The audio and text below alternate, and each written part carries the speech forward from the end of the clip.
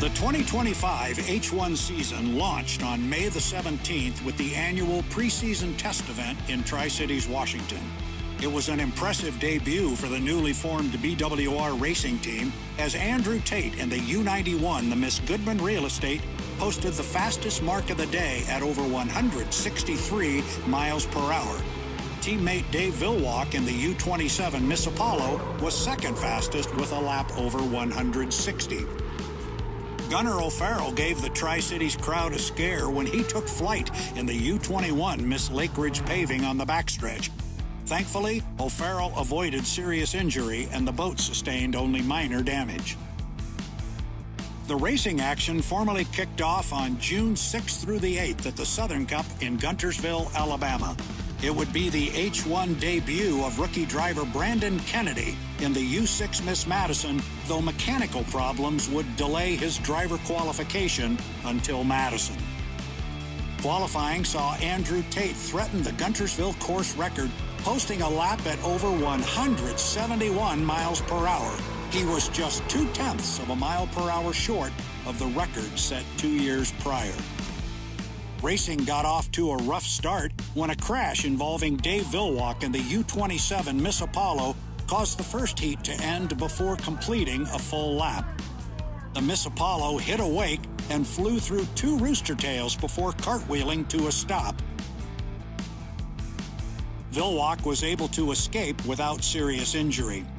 High winds and rough water prevented any racing for the rest of the weekend, and the Southern Cup came to an end without a winner. The next stop on the tour took the fleet to Madison, Indiana for the 4th of July tradition at the Madison Regatta. Brandon Kennedy was able to complete his qualification laps in front of the hometown crowd in the U6 Miss Madison. His weekend came to an end, however, when Miss Madison's steering cable broke during Heat 2B, sending the boat into a flat spin by the Milton-Madison Bridge. Andrew Tate, Corey Peabody, and J. Michael Kelly captured victories in the preliminary heats. And in the final, Corey Peabody in the U9 Beacon Plumbing was assessed a 1-minute penalty for cutting in front of Andrew Tate in the U91 Miss Goodman Real Estate during the milling period. When the race started, Andrew Tate held the lead going into turn 1 when Corey Peabody hit some rough water and hooked in front of Jamie Nilsen in the U11 Miss FLAV-R-PAC. Peabody was disqualified, and Andrew Tate captured BWR Racing's first win in Bruce Ratchford's first race as team owner. J. Michael Kelly finished second. Jamie Nilsen was third. The western swing of the schedule began at the end of July in Tri-Cities, Washington, with the 115th running of the APBA Gold Cup, the oldest active trophy in motorsports. 2 teams joined the fleet in the Tri-Cities, the U21 Spirit of America with Gunnar O'Farrell making their return after the blowover crash and testing, and the U12 Graham Trucking with new driver Jeff Bernard. Heat racing was as competitive as ever, with deck-to-deck racing and photo finishes throughout the weekend. Corey Peabody in the U9 Beacon Plumbing, Jamie Nilsen of the U11 Miss FLAV-R-PAC, and J. Michael Kelly in the U8 Beacon Electric won Saturday's preliminary heats. Dave Villwock in the U27 Miss Apollo and Corey Peabody won 2 heats each on Sunday. Jeff Bernard and the U12 Graham Trucking team saw their weekend come to an end during testing Sunday morning when the boat broke a propeller, causing significant damage to the transom. The biggest surprise of the weekend came in the form of top qualifier and national high points leader Andrew Tate and the U91 Miss Goodman Real Estate, who failed to win a heat and didn't score enough points to secure a spot on the front row of the final heat. The 2025 APBA Gold Cup final heat was a wild one, which saw 3 boats get to the starting line too early: the U8 Beacon Electric, the U9 Beacon Plumbing, and the U21 Spirit of America. When the rooster tails settled, it was Dave Villwock in the U27 Miss Apollo capturing his record-tying 11th Gold Cup win and 68th career victory. 1 week later, the boats headed to Seattle, Washington for the Apollo Mechanical Cup at Seafair. The drama began immediately in Heat 1A when Corey Peabody got into Andrew Tate's skid fin rooster tail on lap 1. The boat sustained enough damage to prevent Peabody from being able to finish the heat, and Andrew Tate went on to collect the 400 points. Jeff Bernard and the U12 Graham trucking team rebounded from the thrown propeller in the Tri-Cities to grab 2 impressive wins on Saturday. J. Michael Kelly filled in for teammate Corey Peabody in the repaired U9 Beacon Plumbing during Heat 2A and drove it to a third-place finish. On Sunday, Andrew Tate continued his perfect weekend in Heat 3A, and J. Michael Kelly collected a win in Heat 3B. The final heat action started early as Jeff Bernard in the U12 Graham Trucking and Jamie Nilsen of the U11 Miss FLAV-R-PAC collided while battling for an inside lane. At the start, J. Michael Kelly in the U8 Beacon Electric and Jamie Nilsen both crossed the line too early and were penalized 1 minute. Andrew Tate capped off the perfect weekend in the U91 Miss Goodman Real Estate, winning the final heat and reclaiming the national high points lead in the process. Corey Peabody finished second in the U9 Beacon Plumbing, while Dave Villwock finished in third in the U27 Miss Apollo. As the H1 Unlimited Series travels to the final race of the season in San Diego, California, it is still anyone's championship to win. Andrew Tate holds a 424-point lead over second-place J. Michael Kelly, with Corey Peabody, Dave Villwock, and Jamie Nilsen not far behind. Who will win the Bill Muncey Cup on Mission Bay? Who will claim the 2025 National High Points Championship? We're about to find out.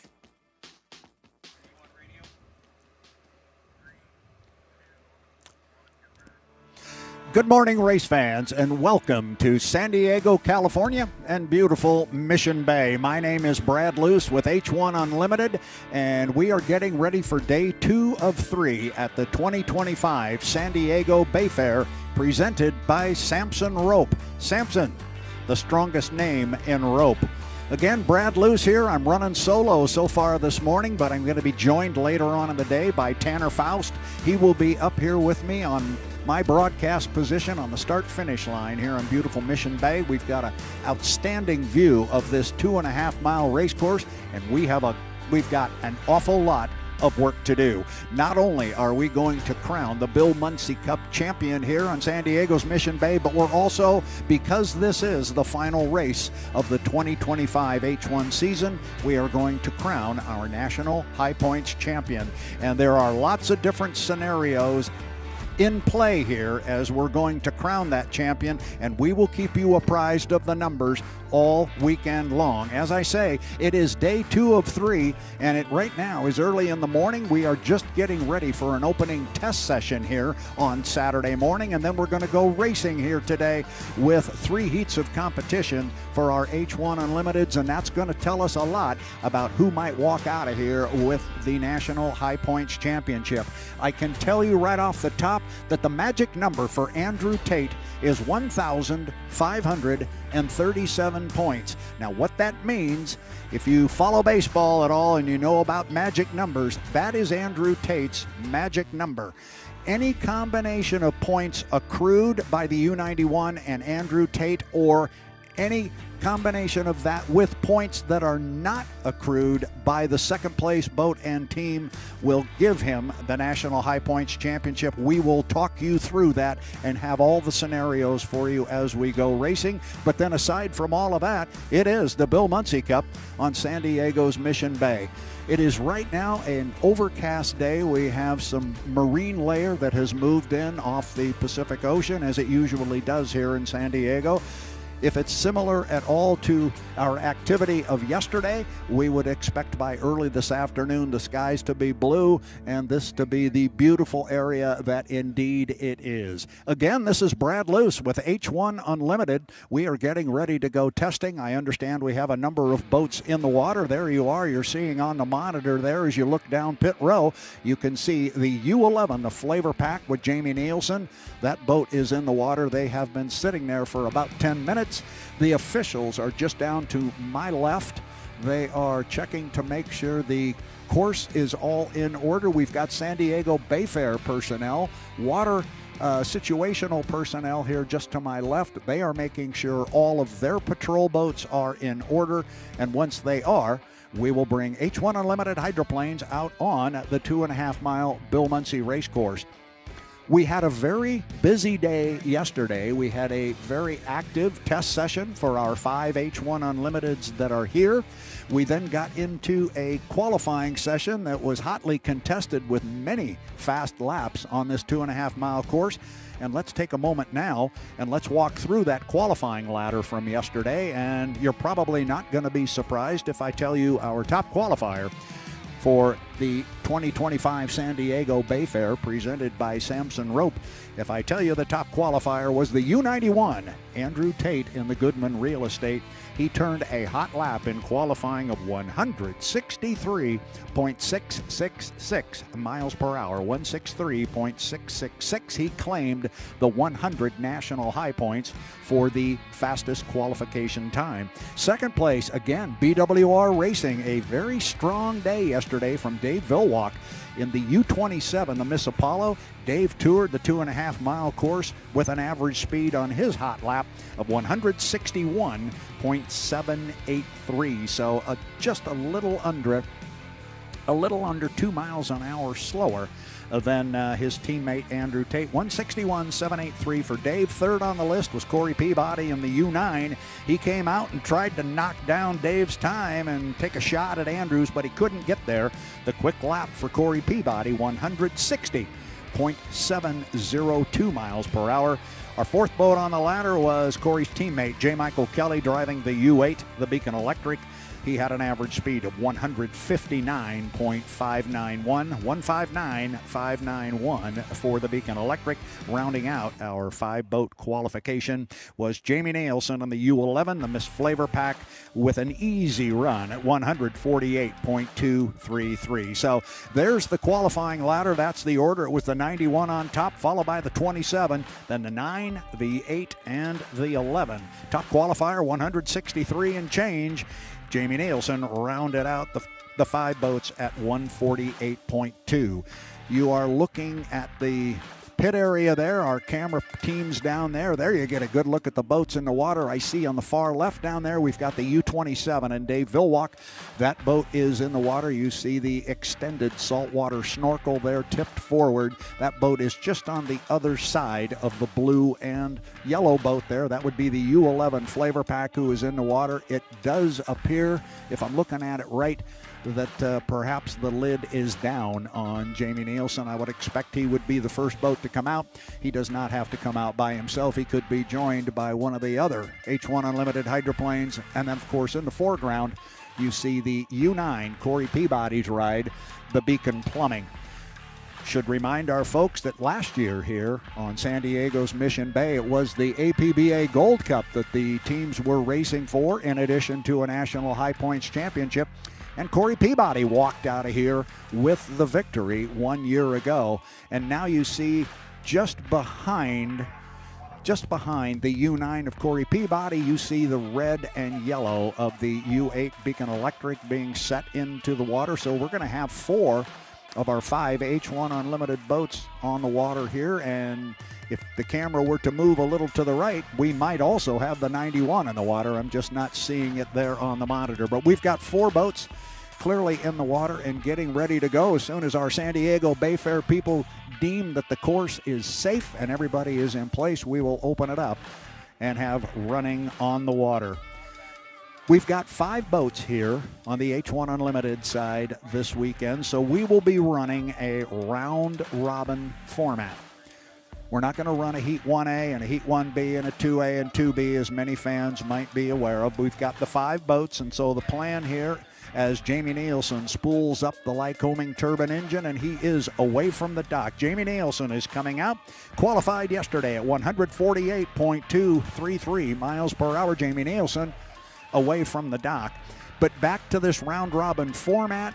Everybody has been given a ping pong ball basically with a letter on it, and then there is a formula that they follow with who will come out in what heats. The bottom line to the whole thing is we've got 5 boats. We will run 5 preliminary heats. Every boat will run 4 times. Every boat will run against every other boat.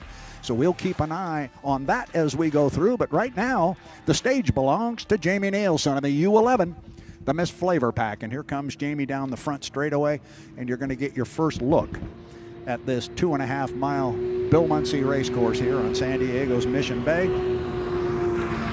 Jamie just went across start-finish line. That is my broadcast position here up above the officials' tower. And Jamie has got absolutely gorgeous water conditions here to open up the activity. Big wall of water off that left side skid fin, the trailing edge of the left sponson, and Jamie's got the water to himself. Oh, he does not have the water to himself anymore, because now we've got another boat coming away from the dock. I'll check and see who that is momentarily, but we're still watching Jamie Nilsen as he comes up the backstretch here, not going terribly fast just yet, and he's going to be joined by Dave Villwock in the U27, the Miss Apollo. Here comes Dave across start-finish line. Now you're back to Jamie Nilsen. You see him cross the wake from the U27 as Dave came very wide out of the pit area to make sure he yielded well to Mr. Nilsen. So Dave Villwock's down at the bottom end of the race course. Jamie Nilsen just came across the start-finish line. We'll pick up one of the boats. There is the 27 and Dave Villwock. I started to make the comment there that Dave ran really, really well yesterday in testing. He had a couple of laps just a tick under 163 miles per hour. The boat was really, really running well. It looked very, very good on the water. It was solid on the water with one exception where he picked up the front end on the backstretch and gave us all a little bit of a scare. But he was able to bring it back down. But right now the boat ride looks good. U27 Miss Apollo and Dave Villwock. If you were with us yesterday, we had some issues with our graphics and getting speeds and so forth on the screen. You see now our Cracker Jack team in the truck. They worked late into the night, did whatever magic they needed to do, and now you see we're getting speeds and our graphics on the screen. So we should be good to go all day and have all of our information available, not only to us as announcers, but for you, the fans. If you're new to H1 Unlimited Racing, or maybe this is your first season and you've been watching some of our racing across the country, the boats look a little bit different this weekend. You notice as you look at Dave Villwock there and Jamie Nilsen, when he's on the water, there is an extended air scoop that sticks out over the top of the canopy. You're going to get a real good look at it right there, as there's a good shot of it there on the Miss Apollo. You see that extended air scoop there, an appendage they've put on the front of the normal air scoop that goes out over the cockpit of the driver. The Miss Apollo, you see that appendage is to keep salt water, as best they can, keep the salt water out of the turbine motor. Salt water and turbine motors do not get along, and even if they get that salt mist spray in the turbine engine, it can accumulate very quickly on the fan blades of the turbine, and that spells death to a motor. So that is not a good idea. And if you follow this sport for many, many years, you know back in the late 1980s when the turbines were really coming into their own and into prominence and so forth, they had a terrible time here in San Diego because they couldn't solve that issue with the turbine motors and the salt water. And then they came up with this extended snorkel, and the problem has been solved. Now you're going to get a good look at a couple of boats coming down the front straightaway. That's Villwock on the outside, Nilsen on the inside. I think Nilsen's doing a timing run to the start-finish line. Dave's going to get down here first. And you can hear Jamie come by behind him. You're going to get a look at Jamie Nilsen. I think he's going to hit the screen. There he is, as they go down to the bottom end of the race course. We also have in play this weekend what we call saltwater racing rules. And the big difference there is the overlap rule. On normal race courses, our standard overlap during the racing is 7 boat lengths or a rooster tail length, whichever is longer. That's the distance that you need to have before you can move in front of another boat. During the milling period, That overlap rule is 5 boat lengths or a rooster tail, whichever is longer. The 5 is off the table because it is salt water, and what I just explained about the snorkel and what salt can do to these turbine motors. It is 7 boat lengths all day long, all race long. 7 boat lengths is the necessary overlap during the milling period. It is the necessary overlap during racing. So we will be keeping an eye on that. They made a big point of discussion about that at the drivers' meeting yesterday, and all of the drivers are very aware of it. Dave Villwock is heading back to the pit area after a lap on the clock of 160.7 miles per hour. That's almost exactly 1 mile per hour slower than his qualifying speed. Now watch Jamie, and he's coming off the top end of the race course right now with a timing run. See if Jamie puts his foot in it late. And he is not. He's compressor stalling just a little bit. You'll hear the little bit of what sounds almost like a backfire out of a turbine. That is a compressor stall, and they've got the camera right there on Jamie as he's going to cut across the race course. And he's doing so on the first turn of the Grand Prix America race course, and that's a perfectly legal maneuver. They can do that cutting from the front stretch to the back stretch as Jamie just did. I think this entire process of what Jamie Nilsen is doing right now is a timing run. Don't be surprised if he doesn't. Now he's moving way to the outside. Maybe he's going into the pit area and going to make a liar out of me here. I thought maybe this whole thing with the course cut and everything was going to be a timing run for him. Now I'm not so sure. No, he's definitely going to head back to the pit area. Thanks, Jamie. You could have helped me out there a little bit, but that's okay. So it is day 2 of 3 of the 2025 San Diego Bayfair, powered by Samson Rope. Samson, the strongest name in rope. We know we have at least 2 more boats in the water. The Beacon Plumbing and the Beacon Electric, both boats from the stable of Strong Racing, are in the water. The U8 and the U9, we will expect to have both of them out here shortly. We'll take a look at our schedule coming up for today.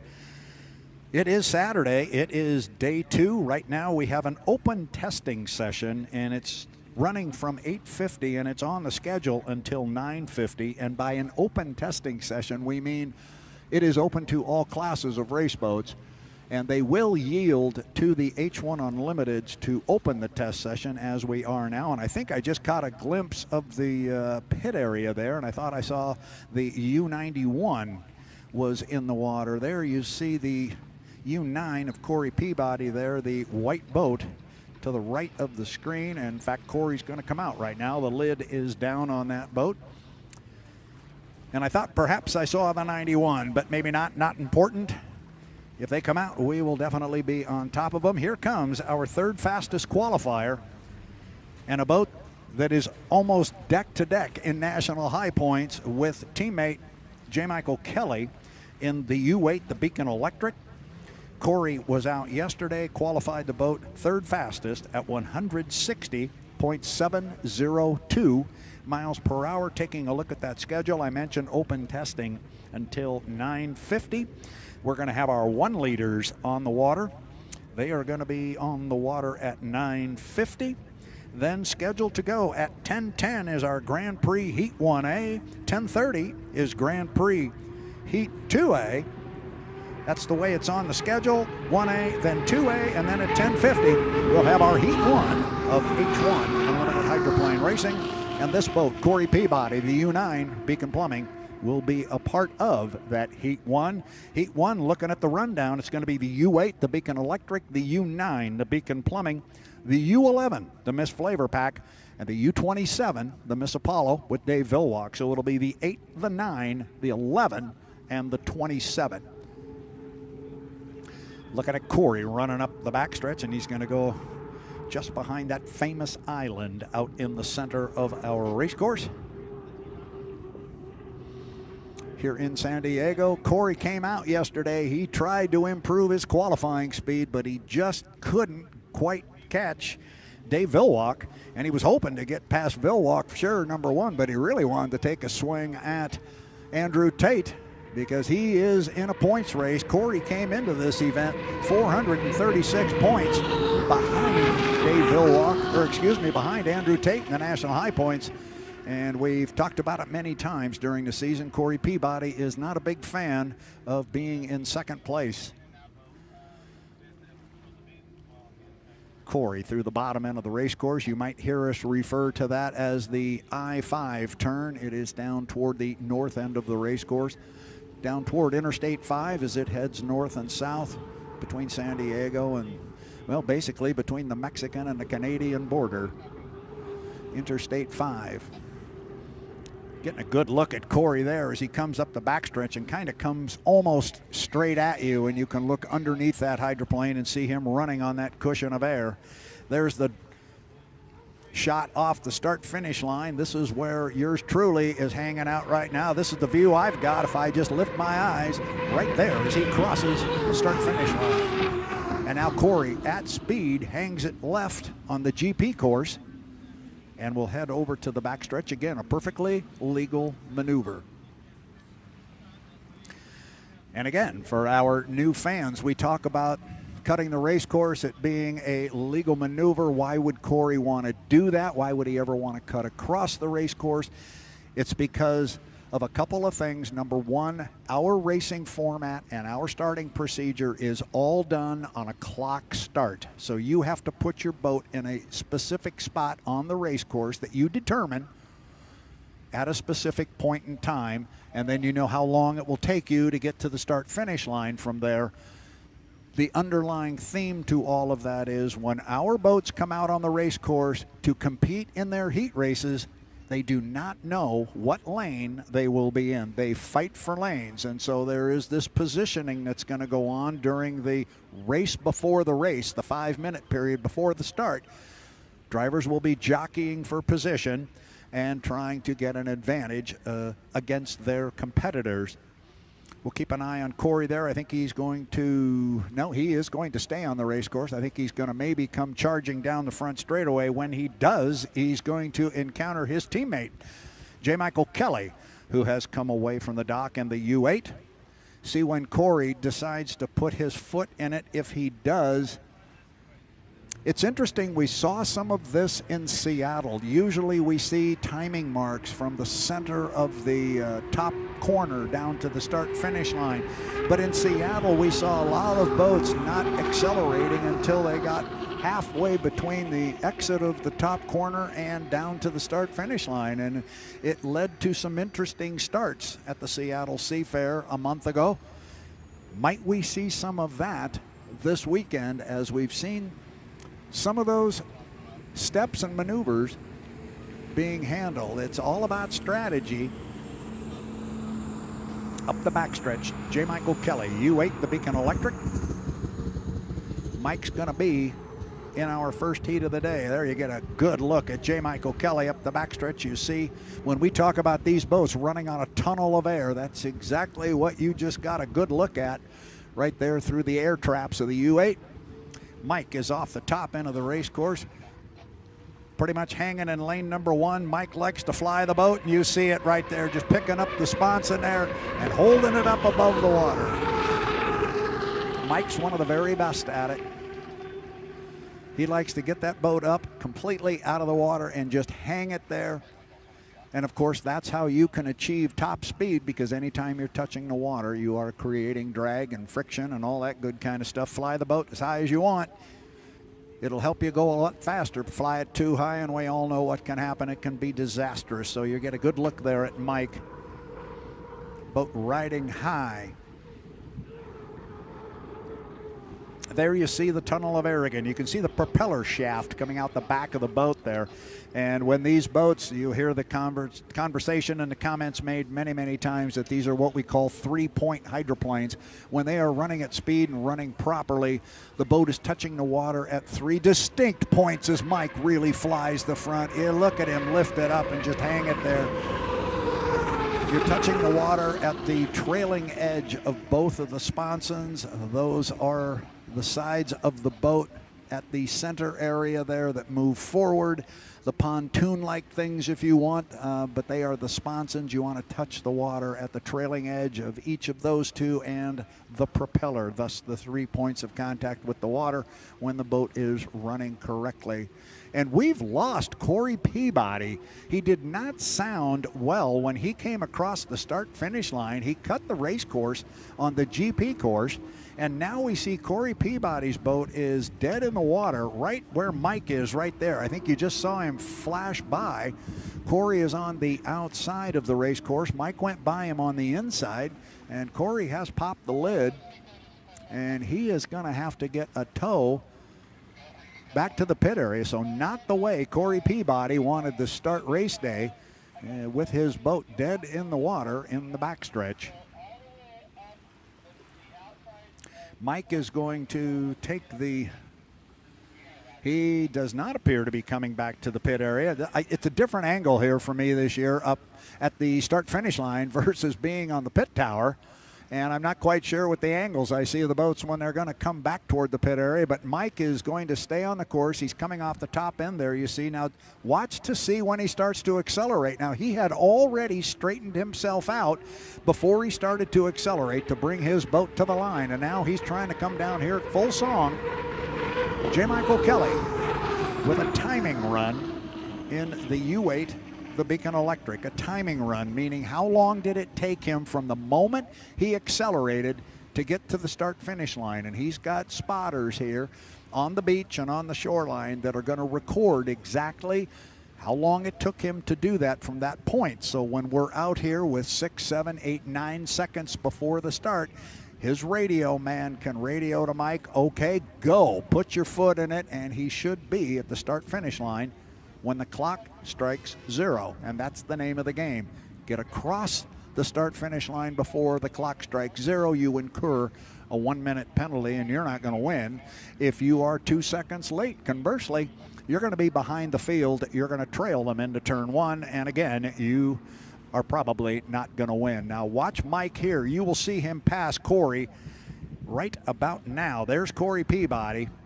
You see now the lid is back down on Corey's boat. I don't know if he's going to try and pick it back up. But Corey Peabody is still sitting dead in the water in the backstretch, and we've now got a patrol boat headed his way. Thus, I am assuming J. Michael Kelly has radioed that he will head back to the pit area as a patrol boat heads toward the U9. Looking at some of the speeds there on the screen, Dave Villwock has shown us the most speed this morning, 160.7 miles an hour. You see Kelly with a nice lap at 159.3, Peabody at 158, and Jamie Nilsen at 145. The speeds usually are not going to be as quick as we saw yesterday in qualifying, because today what the boats have in them is what we call race setups. Yesterday it was qualifying, and the boats were out on the water all by themselves, and they could use any part of the race course that they want. They could change lanes. They could slide from 1 to 3 and cut back into 1. They didn't have to worry about impeding on another boat. And now today you're going to see more of the race setups in the boat. Corey looks like he's going to spool it back up. The patrol boat went over to him, and then the patrol boat veered away from him as the lid was down on the U9, and it appeared Corey was trying to spool it back up. He's still trying to do that. We've got another patrol boat moving, so they're going to do some quick discussion here, because we had another patrol boat moving toward Corey Peabody, but Corey's actually got it up now and has kind of stepped it up on a plane. Hopefully he will be able to get it back to the pit area under its own power. And just as I say that, he gets the big puff of smoke, and I think the U9 will again coast to a stop. Again, looking at our schedule, we've got 1-liters coming out to go racing today, Saturday, day 2 of 3 here at the San Diego Bayfair, presented by Samson Rope. 1-liter Heat 1 is going to come at 9:50. 10:10 is going to be Grand Prix Heat 1A. Then at 10:30, Grand Prix Heat 2A. And then it's going to be at 10:50, H1 Unlimited Heat 1. Talking about the Grand Prix hydroplanes as Corey spools it back up again. Be nice if he could get back under his own power so the crew can get under the bonnet of that one and figure out what is wrong with the U9 right now. I'm sure Corey is anxious to get it back, and it looks like this time he may make it back all the way to the pit area. So talking about our Grand Prix boats, just quickly running down who is here this weekend. We have 6 of our Grand Prix boats here. We have the Grand Prix boat number 5, the Jack Nut Apparel, driven by Chris Grant. The GP 135 Cool Cat Motorsports, driven by John Shaw. Greg Hopp handles the Old Trapper Beef Jerky GP 15. And then you've got Kevin Ekert aboard the Freak GP 10. The Freak, Austin Ekert, drives the Miss Renee, the blue and white boat, GP17. And our top qualifier from yesterday, Jeff Bernard, was extremely impressive in the GP79 Bad Influence, turning a lap in excess of 138 miles per hour. He really had it up and rolling. GP79, Jeff Bernard, is going to be a boat everybody's going to have to deal with. That's on the GP side. The course is still open to our H1 Unlimiteds. We're looking at the officials down here to our left, see if we get another boat out on the water. H1 official Sam Hoodling is busy on the radio conversing with people back in the pit area. He got whatever he wanted to know, and there was a black flag hanging on the race course because of the situation with the U9 and Corey Peabody. And Sam went down, had a quick conversation. The black flag came down, and now the green one is up. And now you see why the green flag is up. It's because Corey's back to the dock, and Andrew Tate is ready to go. Here comes Andrew away from the dock in the U91, the Goodman Real Estate. He is away. Andrew was our top qualifier at 163 666, 163.666. He had a lap just shy of 166 miles per hour yesterday during testing. But again, that was testing. And then in qualifying, the conditions deteriorated just a little bit. The water got a little bit rougher, and we saw all of the speeds drop down just a little bit from our testing earlier in the day, but still an impressive 163.6 for Andrew Tate. And here he comes across the start-finish line. There's just something about this hydroplane.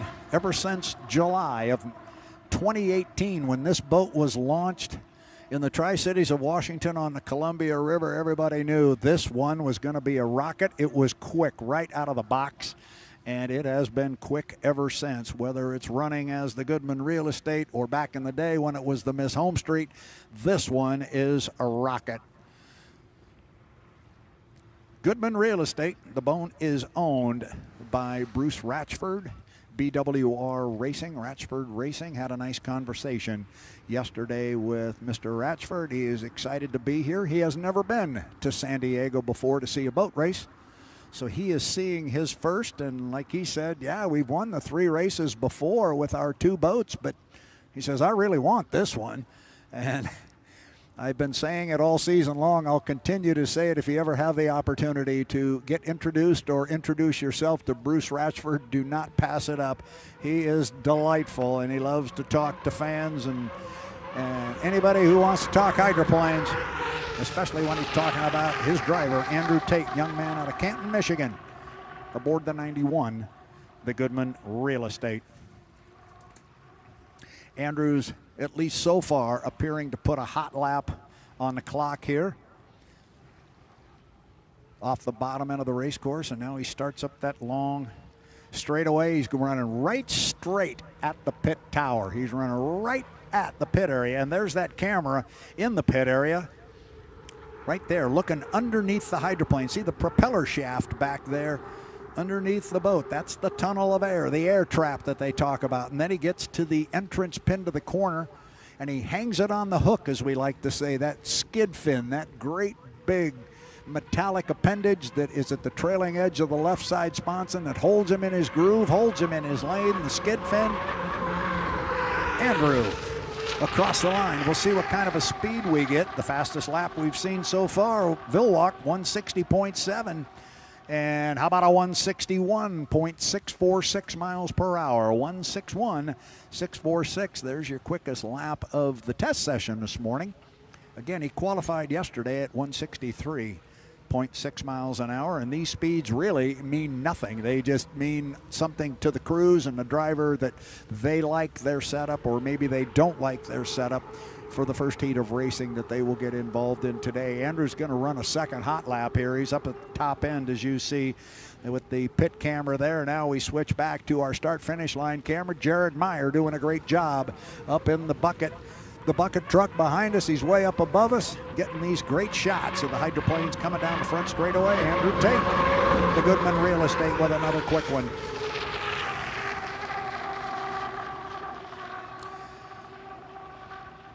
Graphic will pop up. How about that? 163.991 miles per hour, just a tick under 164.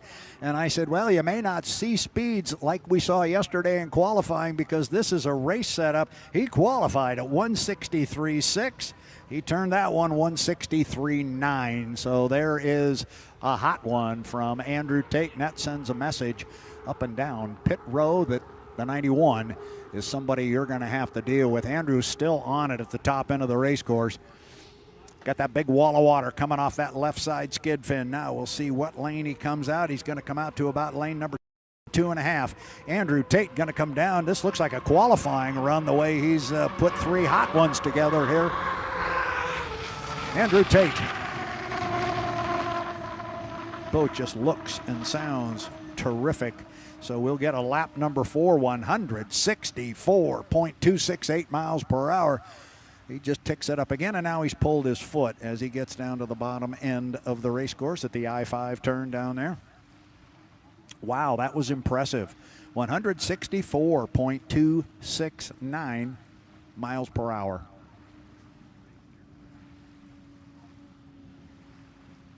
So we mentioned the lineup and the round-robin format. We talked about that, or I talked about that a little bit earlier. Every boat is going to run 4 times in our 5 heats, and every boat is going to have the opportunity to run against every other boat.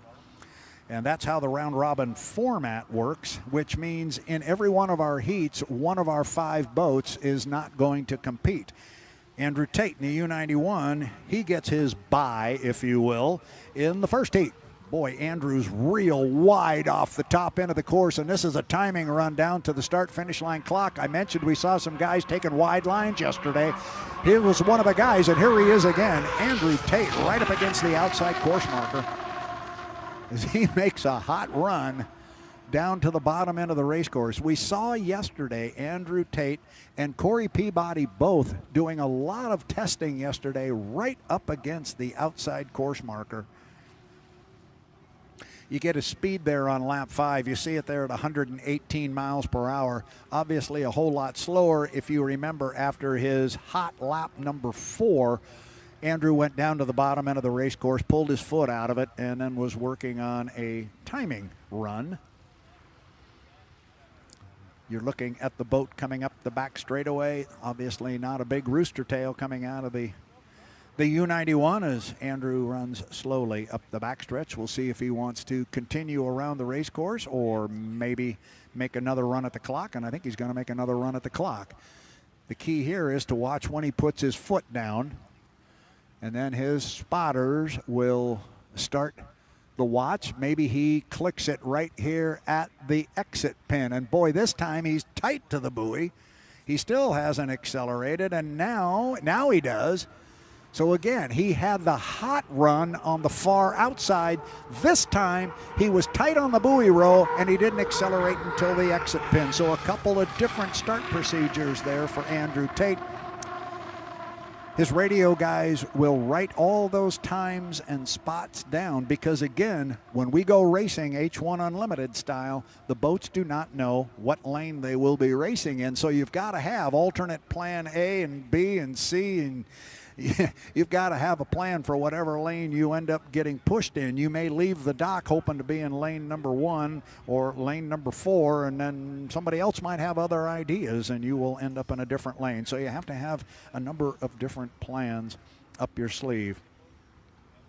I would expect this time Andrew will head back to our pit area up at the top end of the race course, up at the SeaWorld end.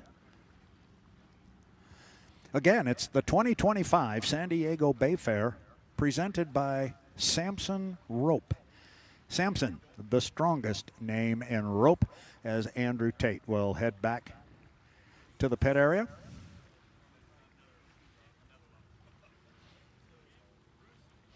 And there's the look at the 5 boats that came out this morning. And it looks like we've got 19 minutes left in this test session. Checking the clock and the schedule here, I have it at 9:30, and we have open testing until 9:50, so that sounds pretty good. That's pretty much right on schedule. And I have to say, these San Diego Bayfair types here this weekend, so far, they have done an outstanding job of staying on schedule. I believe we have one of our Grand Prix hydroplanes coming out on the water right now. We do. That's going to be John Shaw in the GP 135. He is coming out on schedule down the front straightaway. So our H1 Unlimited boats are done for their testing this morning. The next time we see them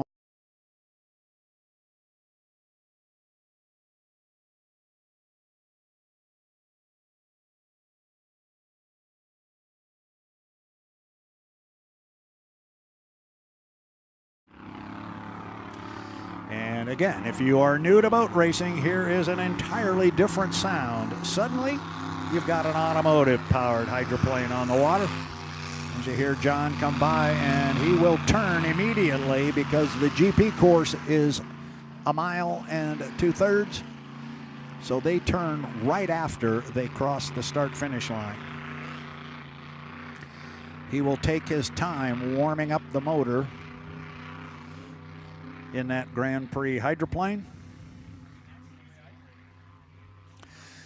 And yesterday, and this is really good news to see John out on the water, because this boat was the first boat on our qualifying ladder for our Grand Prix hydroplanes yesterday, and they didn't even get on the clock. They came out of the pit area, went down the front straightaway, around the lower corner on their warm-up lap, and the boat went dead in the water just coming out of their first turn, so the boat never got an opportunity to qualify, and we never got to see them on the clock. We weren't sure exactly what the issue was, but this then is very good news to see the boat that is owned by Ed Thompson out of Maryland and driven by John Shaw from Centerville, Maryland. Good to see them back out on the water. We hope the problems they had yesterday are in the rearview mirror.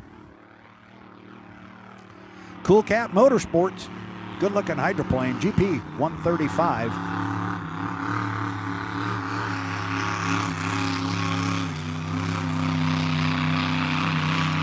Of course, the big story here with Cool Cat Motorsports and GP 135 and Ed Thompson is before we came to San Diego, Ed Thompson announced with Mike Grindell that they had reached an agreement for Ed Thompson and Cool Cat Motorsports to purchase the GP 79, the Bad Influence, the bright orange and black boat driven by Jeff Bernard this weekend. They have purchased that hydroplane, and it will campaign for Ed Thompson in 2026. What exactly will happen with this hull, the GP 135? We're not quite sure about that yet. It may be sold to someone else, but the top qualifier here at the 2025 San Diego Bayfair, powered by Samson Rope, top qualifier, the boat has been sold to Ed Thompson, who owns this one on the water. So it's kind of a swan song here for the GP 79 and Jeff Bernard, and boy, did they start their final weekend off with a bang with that qualifying lap of 138 miles per hour. So clearly we haven't seen any speed yet out of the GP 135. John Shaw.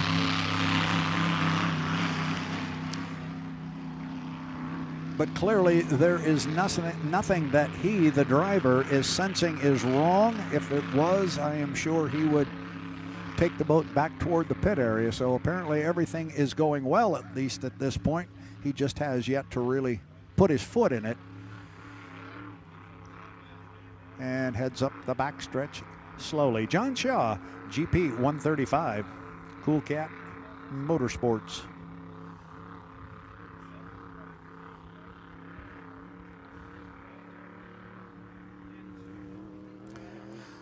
For our fans along the shoreline that are here this weekend at the San Diego Bayfair, as now all of a sudden John Shaw found the gas pedal, and he's going to come off of the corner here with some authority this time. Boat running strong down the front straightaway. We will keep an eye on it. GP 135, the Cool Cat Motorsports.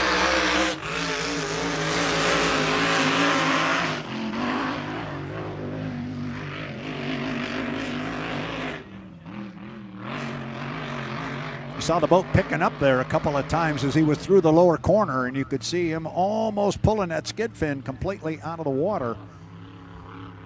Not sure he was going to be real happy with that particular boat ride, but the boat at least responded when he put his foot in it. You saw on the back non-trip of the boat there, you may have noticed the word ready to on the non-trip on the right-hand side of the boat. That is short for, and you'll see it right there on the back of the boat there, right in the water spray there, you see ready to. That is Reliable Diamond Tool. And ran into Jonathan Thompson, the Chief Executive Officer, owner of Reliable Diamond Tool. He was in the pit area yesterday. I spoke with him for a little bit, and we certainly thank him for his participation in hydroplane racing at all levels. Got the stat man came down here. Have you got hot news for me?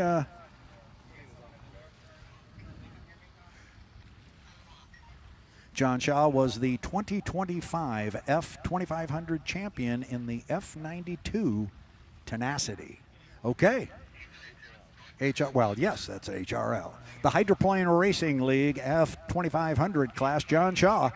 He's a good shoe if the boat's ready to go. That was Nick's way of letting me know, in case you didn't know, Brad. He's a good driver if that boat wants to respond. He knows his way around a race course, and they race on the HRL series. That is the Hydroplane Racing League. The chief referee for HRL is a young man by the name of Jonathan Abbott. And he is 4 people to my left. He is also the H1 Unlimited chief referee, Jonathan Abbott. And we are very fortunate to have him for the second year here leading our crew of officials here atop the start-finish line tower, as he has at every H1 event. He's a busy man during the summer. Sees an awful lot of rooster tails.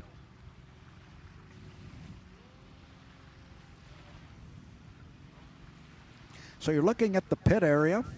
We should be getting pretty close to closing down our test session, as we are going to get ready to go racing. I have 9:38 on my clock. I have a test session slated to go 9:50, so maybe 10-12 minutes still left.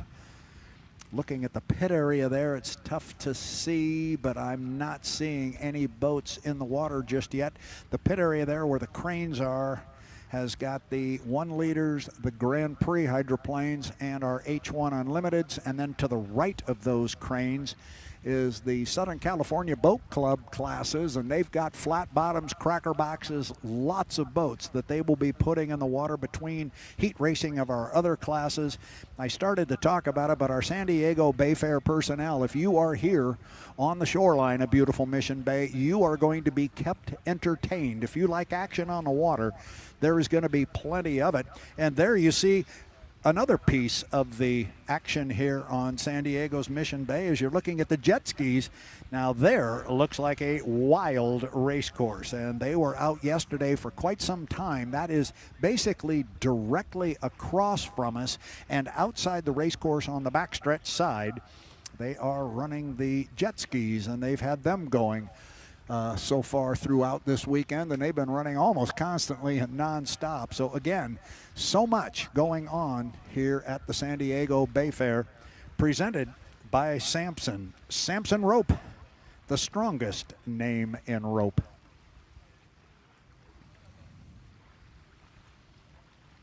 So I'll tell you what we'll do here, as it is quiet on San Diego's Mission Bay right now. We're going to step away for just a couple of minutes as our 1-liter pilots I'm seeing are now finding their way down to their race boats. That's what's next up on the schedule is our 1-liter racing.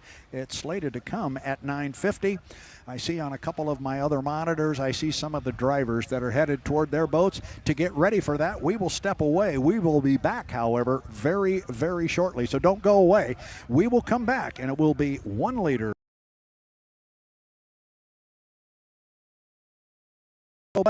We will covered by Samson Rope. Samson, the strongest name in rope. We'll be right back.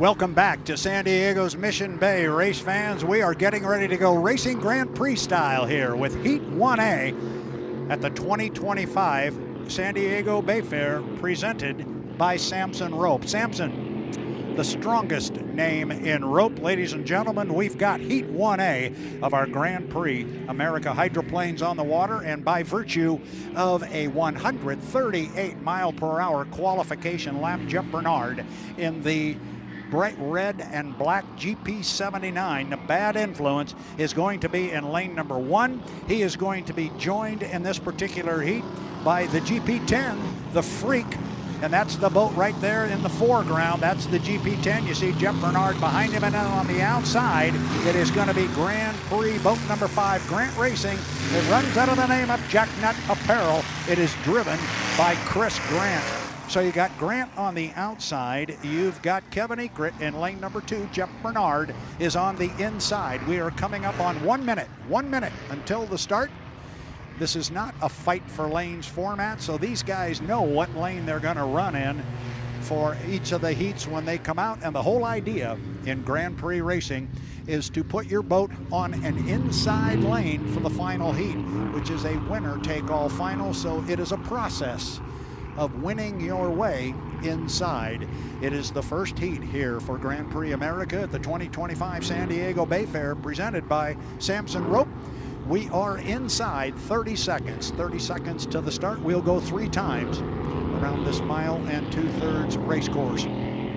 This will be similar to our H1 Unlimiteds in that it is a time start. You do not want to come across that line before the clock strikes 0. Kevin Egret giving it a squirt from an inside lane. He's coming off the top end at about 10 seconds until the start. Now it's those timing marks. Bernard's on the inside. It is Egret in lane number 2, and it's going to be Grant trailing the field. We are 2 seconds 1 mark, and it is Jeff Bernard going to break the clock.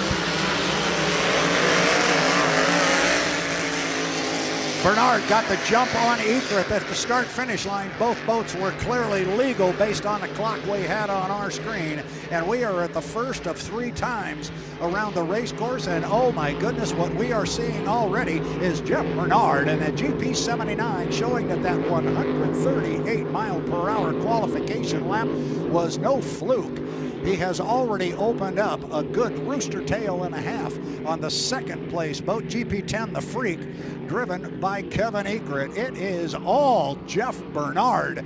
He's got ideal water conditions. He's also got the first lap pretty much in the books. He will come down and complete it right now. Bernard, 79, a Bad Influence. Egret comes across in the GP10. And then it is Chris Grant in the Jacknut Apparel coming across the start-finish line right now.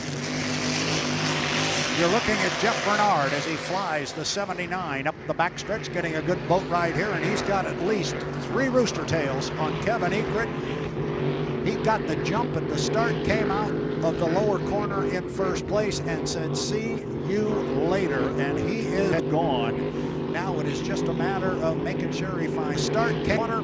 He's got his radio guys right down below us here talking to him, making sure he knows where to take that boat. The water conditions are really good. He'll come easily down the front straightaway this time. Complete lap number 2. Pick up a white flag. Knows where to take more to go. Kevin Egret comes across in the GP10, the Freak. That's what you hear. You get a good look there at Jeff Bernard. Just a beautiful hydroplane. This is the boat that has been sold to Ed Thompson of Cool Cat Motorsports. So next year, this boat will be racing with different colors. This is the Swan Song, the final run from Mike Grindell. And the GP79 with Jeff Bernard. Jeff is talking about going racing full-time next year on the H1 Unlimited circuit as he picked up the right side of the boat there as he got to the exit pin coming down the top end, but he straightens it out. Here comes Jeff, GP79, the Bad Influence, the 138 yesterday, no fluke. There's a checkered flag. And there is that checkered flag on the boat at the center of the race course. A good run here for the GP10. Good run for the 10. And Kevin Egret, the Freak, he comes across. And rounding out our 3-boat field, 3 started, 3 will finish. Comes Chris Grant in the Jack Nut Apparel GP5.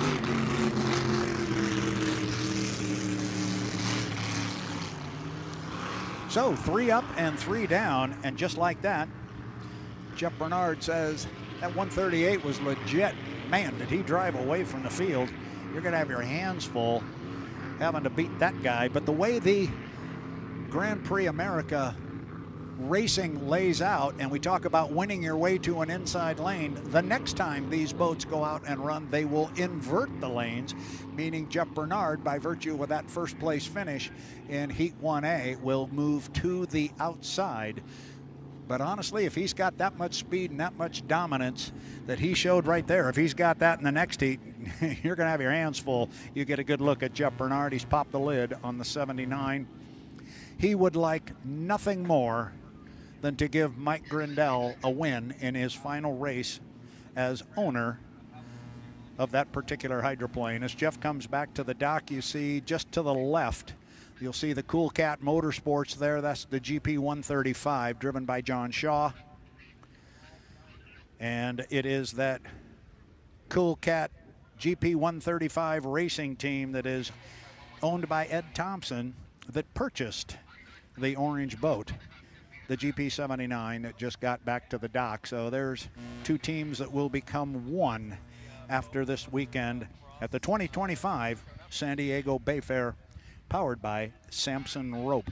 To our fans along the line here, we're just getting started at San Diego's Mission Bay. We've got a full day of racing slated for you. We've got another heat ready to go here of Grand Prix America. It will be our Heat 1B. It will be a 3-boat heat. We will have the GP15 will be on the water. That's a low-profile yellow boat, Happy-Go-Lucky Racing, Old Trapper, Beef Jerky, and Stetner Electric. On that particular boat is the sponsors. Greg Hopp will handle the driving chores out of Snohomish, Washington. He will be on the inside lane, lane number 2, the GP17. It's blue, it's white, it's very pretty on the water, the Miss Renee. The boat is owned by Brian Richards of Snohomish, Washington, and driven by Austin Ekrick. As you get a good look at the GP 135, and that's the next boat on the list here. GP 135, Cool Cat Motorsports. The boat is driven by John Shaw, owned by Ed Thompson. See Jeff Bernard there in the background, walking up the ramp, and he's got to feel good. Gets a fist bump from some crew members there. He really wants to win this one this weekend as a final tribute to his owner, Mike Grindell. And as we spoke yesterday, Mike has done so much for the sport of hydroplane racing and also racing. He's done so much for racing at all levels, but certainly on the Grand Prix circuit as well. GP 135 you're looking at, Ed Thompson will be coming out. Again, to our fans on the shoreline, it's the 2025 San Diego Bayfair, presented by Samson Rope. Samson, the strongest name in rope. GP Heat 1B is next.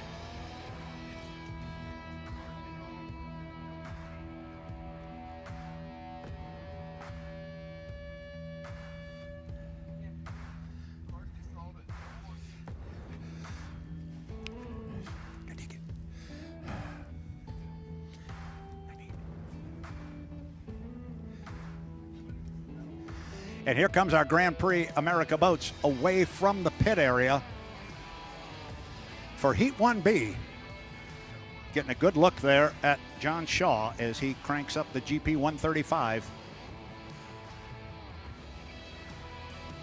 He is away from the dock.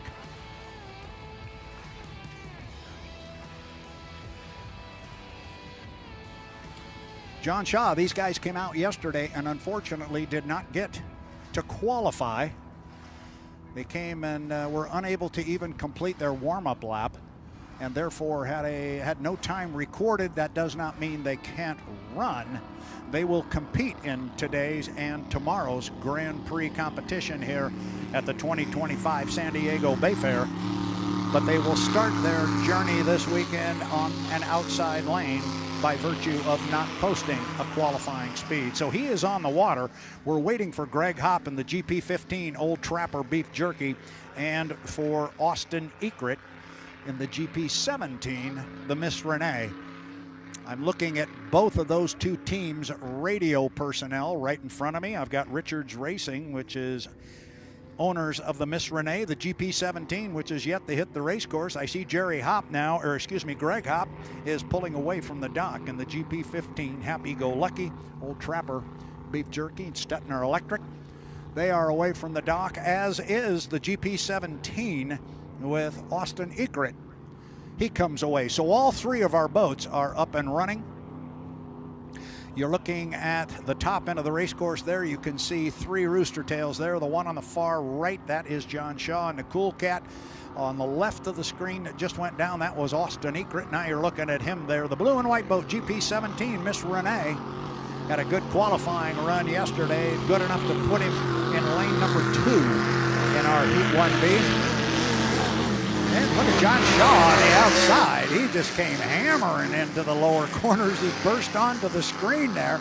And we were worried about John and not being able to put his foot down because of yesterday and not really finding out how the boat would respond. Well, it just responded on our front chute here as he came down with 2 minutes and 30 seconds to the start, 2.5 until. He found the powers there, so keep an eye on John Shaw. He will be on the outside. Might be a bit of a tall order as you look at our three boats going up the backstretch. The one there out in front, that is Austin Ekrit. Then it's John Shaw. In the center of the screen, the yellow boat trailing the field is Greg Hopp. Hopp will be on the inside in lane 1. Then Austin Ekrit's going to be in lane 2. The GP 135 and John Shaw will be on the outside. Looking at our clock here, we got 1:40 until the start. Again, we'll go 3 times around this 1 2/3 race course here in San Diego's Mission Bay. So this is just the milling period, the warm-up period. And all our boats are very close together. Here comes John Shaw again. He's making another hard run down the front straightaway. That's the best we've seen the boat run. So I think he's got to be happy with it. Then you're looking at our other two boats there. There's Hopp, Greg Hopp on the right in lane number 1, and Austin Ekrit. Next to him, he will be in lane 2. They're going to hook up there with John Shaw coming off the exit pin with just about a minute to go until the start. The next time they come across the start-finish line, we will be racing. It's Heat 1B of Grand Prix America Racing here at the 2025 San Diego Bayfair, presented by Samson Rope. Samson, the strongest name in rope. 40 seconds until the start. All three of our boats are hooked up very close together. You're getting a good look at them right there from the drone. There's Hopp in the yellow boat, the blue and white one, Austin Ekrit, John Shaw on the far outside. Coming up on 25 seconds until the start. Our second heat of Grand Prix Racing, Jeff Bernard had a dominant win in our Heat 1A. We'll see what happens in 1B. Austin Ekrit in lane 2. He was our winner at Seattle a month ago. This might be a really good start. All three of our boats appear to be side by side. We are inside 10. We're inside 5 seconds. We're 4, 3, 2, 1. Mark, it appears to be a legal start, and it is John Shaw on the outside. GP 135 that got down here first. Austin Ekrit is late. He's driving in the hallway there, but coming off the corner first, it's going to be Greg Hopp in the Old Trapper Beef Jerky, but he's got company. John Shaw, and the GP 135 is running right with him. They are side by side up the backstretch. Very good racing. Austin Ekrit has fallen off of the pace. Now at the top end of the race course, keep an eye on the boat on the outside. You can't see him real well there, but he is there. And there is John Shaw as he sticks his nose out in front, at least from our angle here. He's back about a boat length or 2. Shaw didn't get a chance to run well yesterday. He's running beautifully right now. Shaw, Hopp, they're dead even at the end of one. Shaw by a boat length. Down to the lower end of the race course, we start lap number 2 of 3, and this is where Hopp got the lead coming out of turn 1, lap 1, but then Shaw was able to gobble him up. Now Shaw back about 3 boat lengths, still trying to stay in that right side rear view mirror, and he's doing a good job of it. But the Hopper, we talk about this boat all the time. It's that older hull. It's not as wide as some of these other boats, but man, you get it in a straight line and it can really roll. He's given ground, John Shaw, to Greg Hopp. If Hopp can have a good run down the straightaway here, he might be able to take control of this one. Shaw has dropped back about 3 or 4 boat lengths, but it is Greg Hopp and the old Trapper Beef Jerky just running beautifully.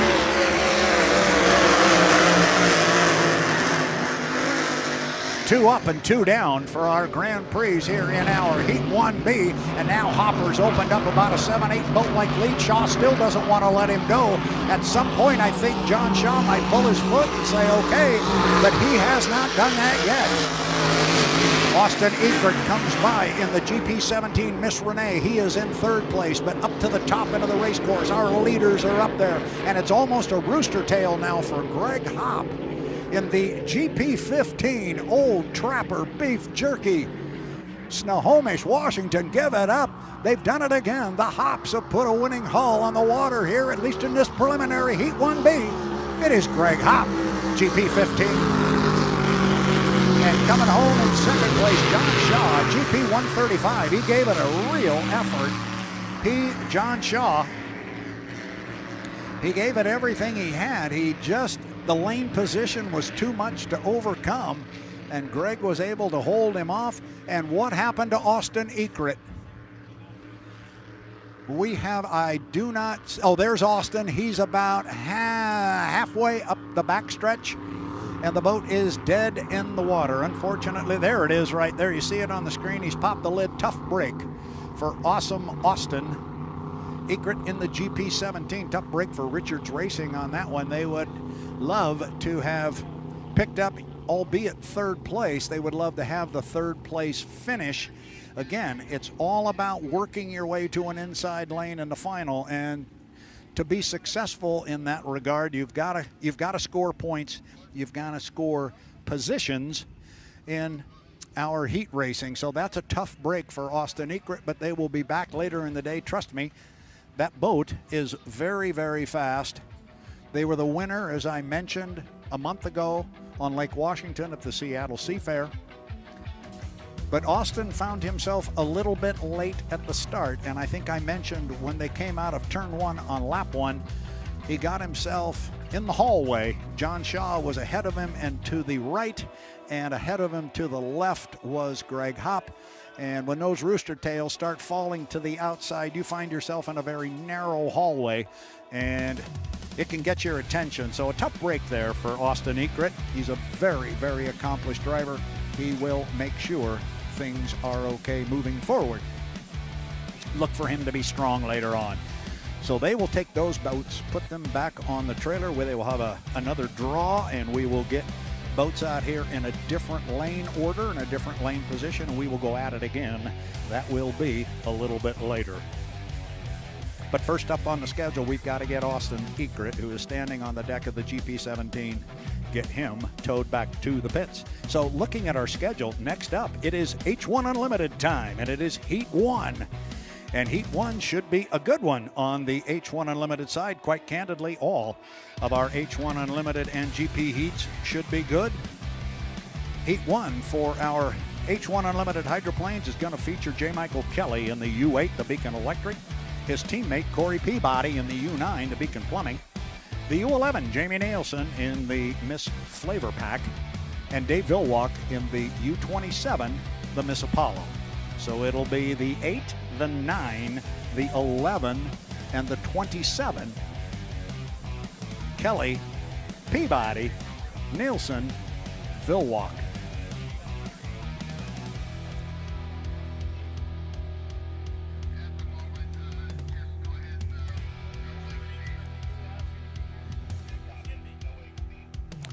So right now, next up on our schedule is, as I say, H1 Unlimited, Heat number 1. It'll be coming up shortly as soon as we can get Austin Egert off the race course in his GP17 I was not planning to do this, but I am going to step away from the microphone here. I'm going to step away for about 1 minute, and I will be right back. Stay with me. I've got to get a message to an official and make sure we understand our timing and what is about to happen here, as we'll take this opportunity to get Tanner Faust all wired up and ready to go. He has made his way up to the top of the tower. So I'm going to step away for about 60 seconds. Stay with me. Don't go away. H1 Unlimited is on deck.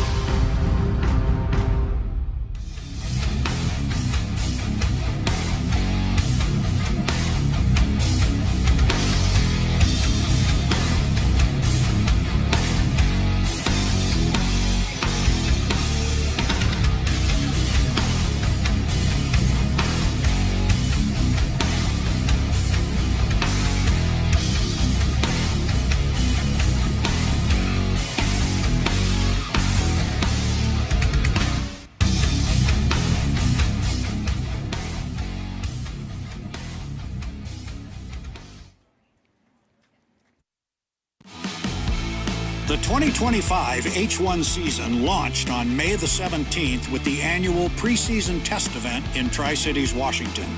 It was an impressive debut for the newly formed BWR racing team as Andrew Tate and the U91, the Miss Goodman Real Estate, posted the fastest mark of the day at over 163 miles per hour. Teammate Dave Villwock in the U27 Miss Apollo was second fastest with a lap over 160. Gunnar O'Farrell gave the Tri-Cities crowd a scare when he took flight in the U21 Miss Lake Ridge Paving on the backstretch. Thankfully, O'Farrell avoided serious injury and the boat sustained only minor damage. The racing action formally kicked off on June 6th through the 8th at the Southern Cup in Guntersville, Alabama.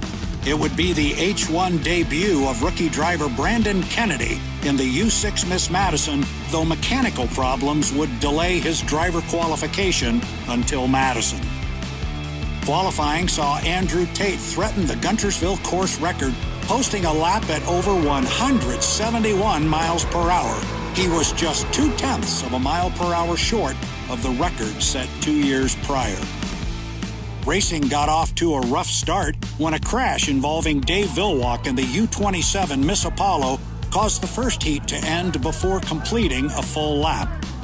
The Miss Apollo hit a wake and flew through 2 rooster tails before cartwheeling to a stop. Villwock was able to escape without serious injury.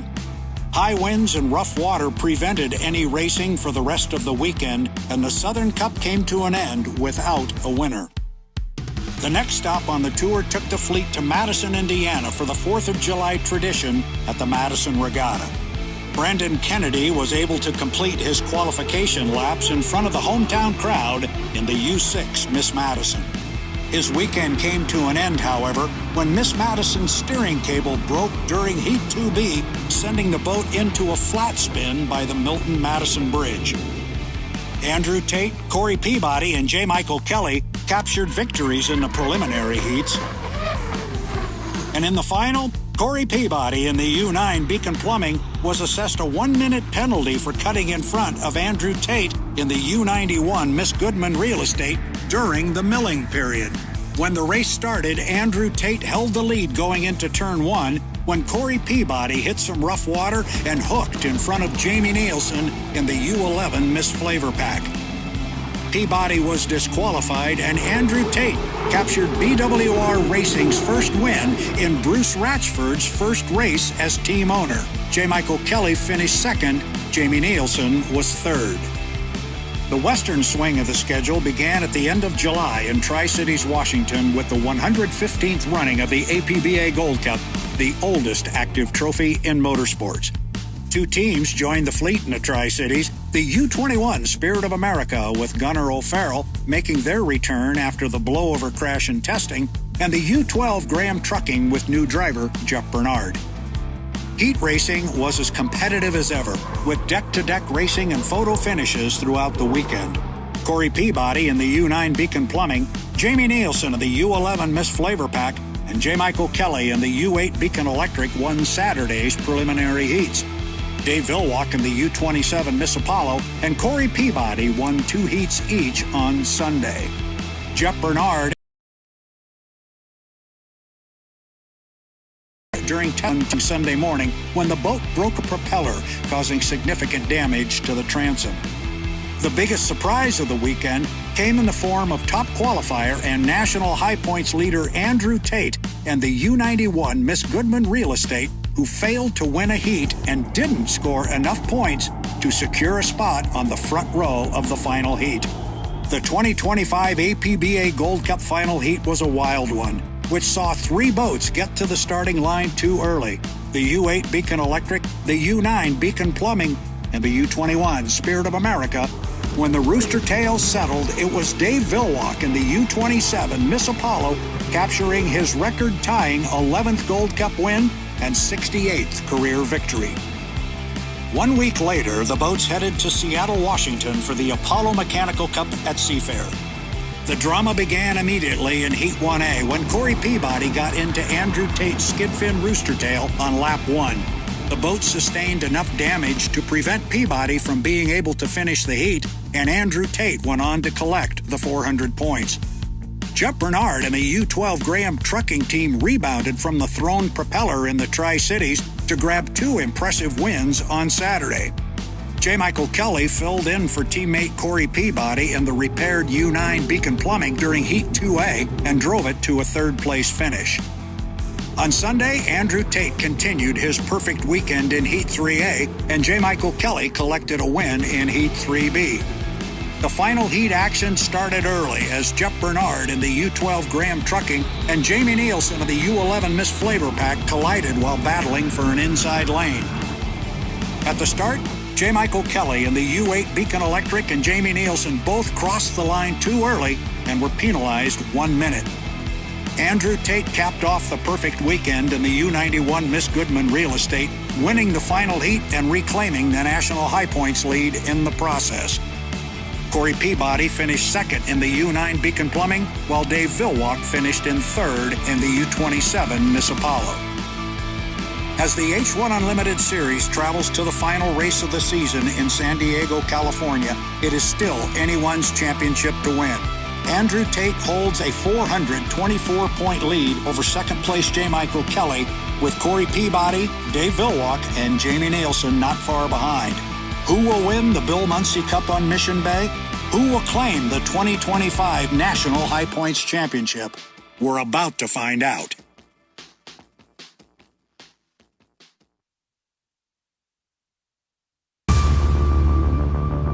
H1 Unlimited Hydroplanes. The world's fastest race boats.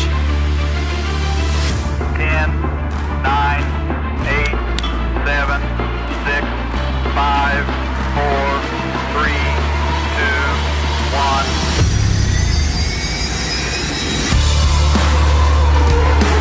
Oh, really flying the boat. It doesn't get any better than that. They are going to be side by side. This is for the checkered flag.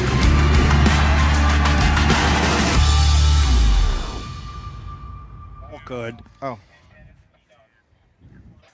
Welcome back to the start-finish line at the 2025 San Diego Bayfair, presented by Samson Rope. I am Brad Luce, and finally I'm joined by Tanner Faust. You found your way over to Fiesta Island. Welcome to San Diego. What a location. I mean, it's just absolutely spectacular. I love San Diego, love the city, but I've never really spent a lot of time right here, certainly on Fiesta Island, but it's a playground out here in the water. I understand this body of water was actually built for hydroplane racing back in the day, right down to the design of where the pits are, way over there. But having the tower here and the vantage point from here with the ocean in the background, just an incredible location to go racing. Wait till he sees a boat on the race course. There's quite a view up here. It's pretty good. And we are getting ready to go racing because H1 Unlimited Heat 1 is on deck. And we're going to run down the boats that are going to be in that heat. But before we do, we had qualifying yesterday. It was pretty fast and furious, my friend. We're going to throw it down to the pit area now. We're going to let Erica Allreed kind of get some commentary and some reaction to yesterday's qualifying. We just wrapped up our final qualifying session of the season, and much like we've seen all year long, our current national high points leader, Andrew Tate, rose to the top with his fastest qualifying lap being a 1:63. He has spoke volumes about the team and the efforts they've put into that boat and that program this year, and it's certainly shown in the results. And right behind him, his teammate Dave Villwock posting a 1:61. Dave told me coming into this weekend they were searching for more speed, and they've certainly found it. But now he said they need to get the boat more under control. Next up in our qualifying efforts, we have the U9 Beacon Plumbing of Corey Peabody, who won the Gold Cup here on Mission Bay last year. So looking forward to another good effort from him and the team this weekend. Behind him, his teammate J. Michael Kelly, who sits second in the national high points. And last but certainly not least, Jamie Nilsen and the FLAV-R-PAC machine. Looking forward to seeing what he and the team can do here this weekend. All right, so there was a very quick look at qualifying that you missed yesterday, but it was pretty fast and it was pretty furious. Testing was very good. Yesterday morning we saw Andrew Tate come out just a tick under 166 miles per hour in testing. I understand there was some discussion that even though Andrew Tate and the U91 qualified fastest, they really weren't happy with the gear setup that they had. They came out this morning and put a different gear combination in the boat, and they actually ran this morning faster than they qualified yesterday. So the end result of all of that, Andrew's ready to roll. That's impressive because historically and from my learning experience over this year of racing, in qualifying, you might run a longer gear as you have the whole track to yourself than you would in the heat race where you're narrowed down to just one lane, possibly even the inside lane. And to get a higher average speed after making that gear change may either show that he's going to be looking for somewhat of an outside lane to use that boat speed, or just has something on his up his sleeve that nobody else does. Well, and there were some games being played. Yesterday we noticed during the test session, Andrew Tate and specifically Corey Peabody, they were both running their test session on a far outside lane. The outside course marker here right in front of us, that was getting wet every time those guys went by. Now, they ran later on and qualified, moving a little bit to the inside, using more of the race course. But it makes you wonder. This is salt water. Salt water and turbine engines do not get along. That's why we've got the extended snorkel on the boats to keep the salt out of them. And so these guys really want to stay out of everybody else's way. We've got some new rules we're running with this weekend. Actually, there's only one. It's what we call a saltwater rule, and it's good that we go over it again for the fans listening here on the beach and also watching us on our H1 Unlimited YouTube channel. We usually have a 5-boat rule during the warm-up. The warm-up period, the milling period, you get a 5-boat overlap because of the salt water. We're going 7 during the warm-up period and the milling period, and then it's 7 during racing. So 7 boat lengths at all time, or the length of a rooster tail, whichever is longer. So then what we do, we've got our round-robin format.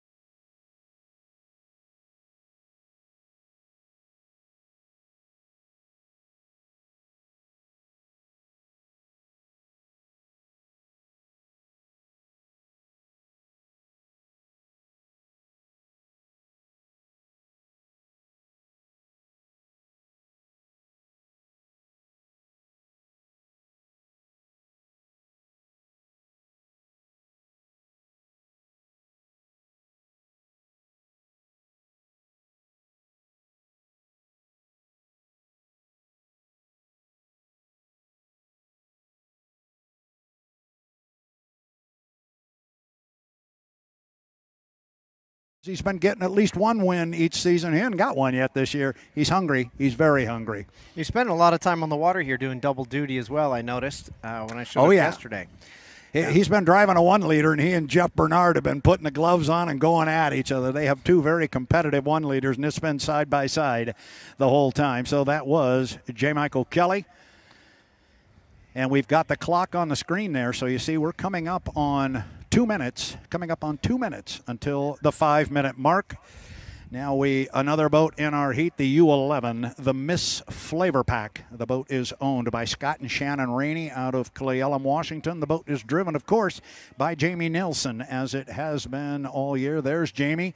He's the professional baseball player, at least for a short time in his career, but he loves race boats, outboards, inboards, and now H1 Unlimited's Jamie Nielsen, a very accomplished shoe. He qualified at 148.233 miles per hour. As you see the lid go down right there on Corey Peabody in the U9, the Beacon Plumbing. Boat is owned by Darrell and Vanessa Strong out of the Tri-Cities of Washington. There is Corey, and nobody, Tanner Faust, nobody came to San Diego with more of a game face on than Corey Peabody. He doesn't like second place. He's sitting behind the field right now, and he is very determined. He also, though, is our defending Mission Bay San Diego champion. He got an APBA Gold Cup here a year ago. Well, he's been littered with a little bit of bad luck throughout the season, but when things go his way, he's got the boat speed to get the job done. He does, and we saw the boat go down to ground idle again on him here this morning. So rounding out our 4-boat field is a boat that looked extremely good yesterday. I was very impressed by the U-27, the Miss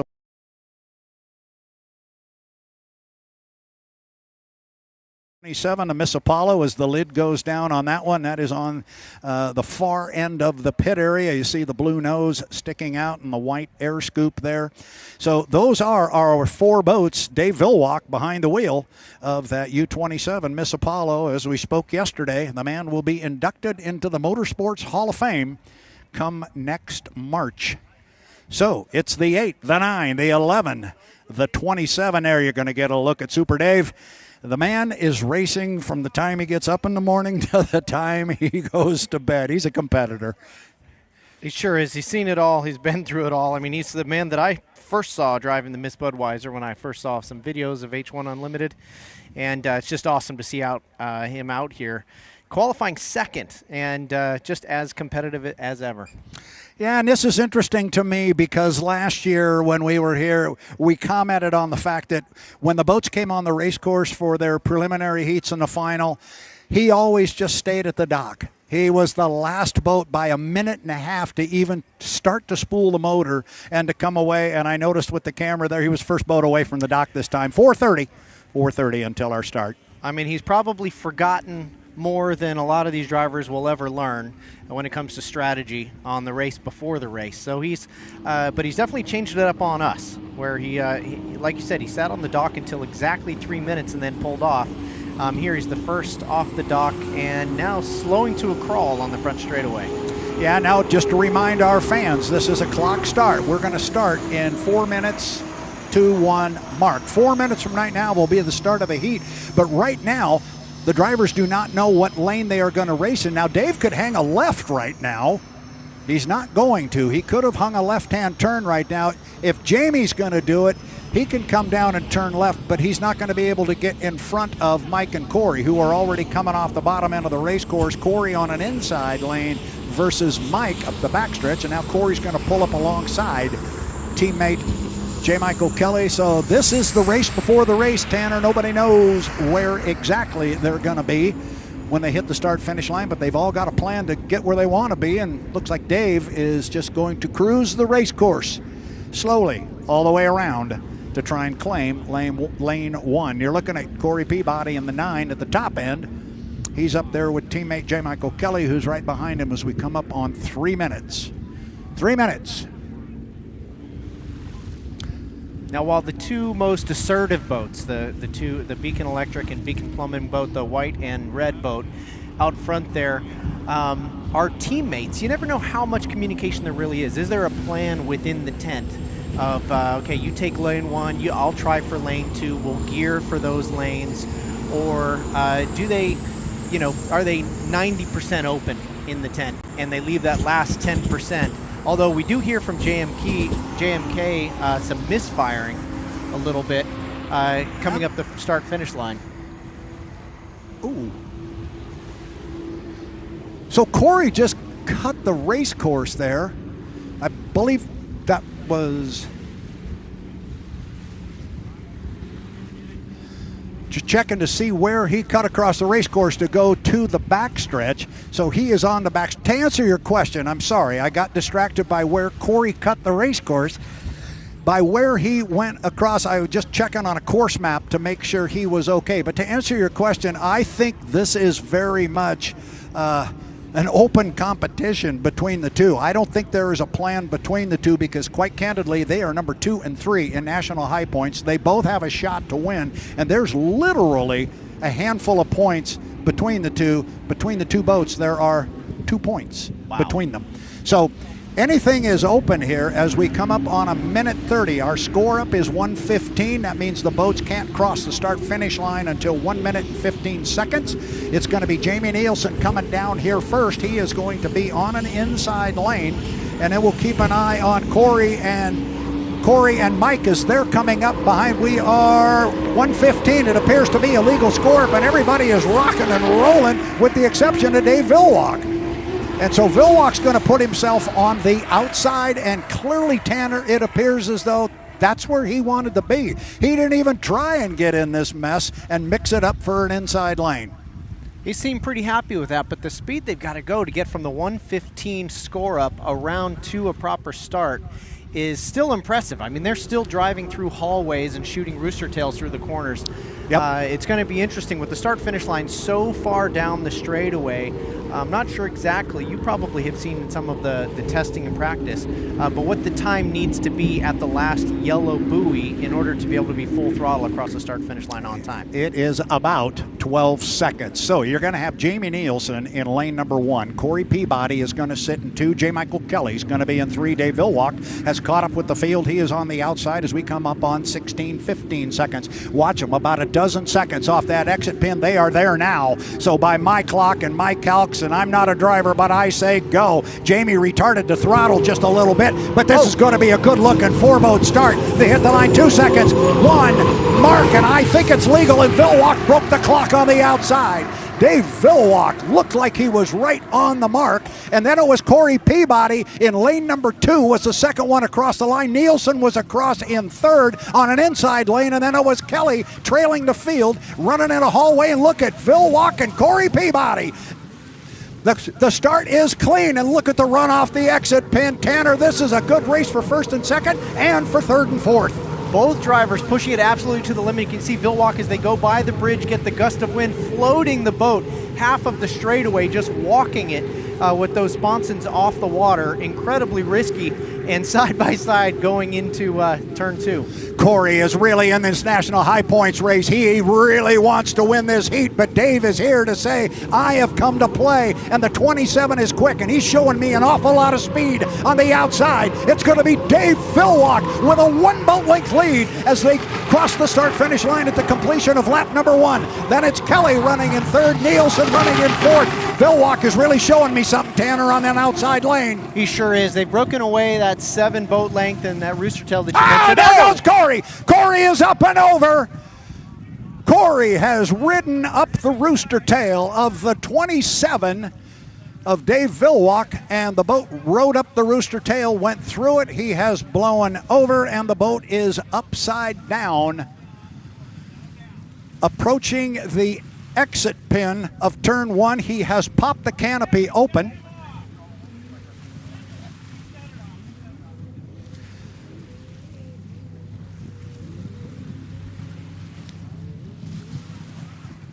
So the rescue boats are headed over to Corey Peabody, who unfortunately rode up the rooster tail. He's out. Of the 27. He's out. And the rescue sleds will find their way over.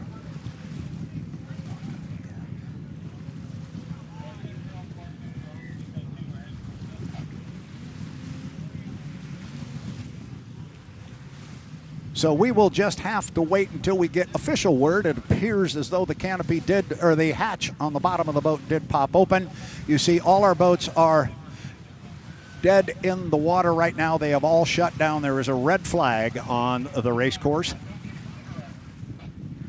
I don't see, oh, there's Dave. Dave is just straight across from us on the other side of the island.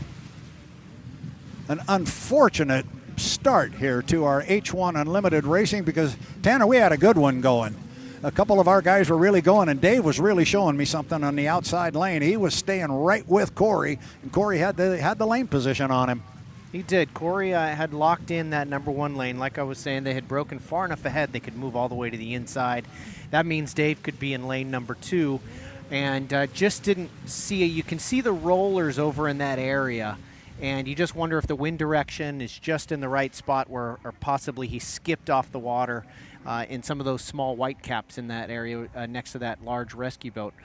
But through the rooster tail, I mean, for those of you that are as new to this sport as I am, I know a lot of people on the beach here have been here for decades, but there is a clear hatch in the floor of these boats, so they do end up upside down. They still get light into the boat. They have oxygen in the cockpit, so they can take their time getting out.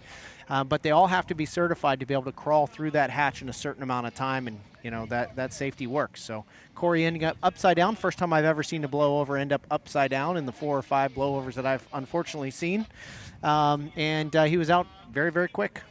Yeah, we've unfortunately shown you far too many of those this year for Yes. one season. But you're right, that one landed upside down. They do have that escape hatch. And you talk about everybody having to be trained in getting out of that. They have to demonstrate that they can in a certain amount of time. There is a capsule, a safety capsule that travels around. And each year, these drivers have to go get certified in their quote-unquote capsule training. It usually takes place in the hotel swimming pool, and the officials get in the water with it. They put you in the capsule, and then they roll it around a couple of times, and then you're sitting face up. After you've been around a couple of times, you give them thumbs up, and they turn it upside down and just leave you there. And it's up to you to get out. There are divers in the water with you that have air masks that they can share with you if you indeed get panicked or can't get out. And there's some hand signals that happen, but you have to demonstrate an ability to get out of your boat. So Corey is on his way, we would assume, back to the pit area in the rescue boat. And so we will just wait for official word from the pit area as to how he is. Now, the procedure here for flipping the boat over, clearly I've never seen that. Do they tow it in to the dock upside down, or do they try to flip it over on the spot? They will tow it into the dock upside down. There's no way to get it over. And then it is a very, very slow process, because you know how much a gallon of water weighs, and so do I. It's heavy when you carry that bucket or that 5-gallon gas can to your lawnmower. It is very heavy, and so the boat is full of water, so they've got to pull it up very slowly and just slowly drain the water out. And then once it's 90% empty of water, then they can kind of tip it on the crane and just kind of slowly roll it over. And it is a process, and it does take some time. Still seeing that we have a red flag on the race course. So the drivers out there, our other 3 drivers, Dave Villwock, J. Michael Kelly, and Jamie Nilsen, are still sitting in their boats. They will receive a message via the radio when it is clear for them, and they'll give them a green light to start the boat and head back to the pit area. But unfortunately, that's a tough start for Corey Peabody. It sure is, and he needs this weekend to go well. And every, if you're not familiar with the points, every heat is incredibly valuable points-wise for the championship. It's not just the final heat.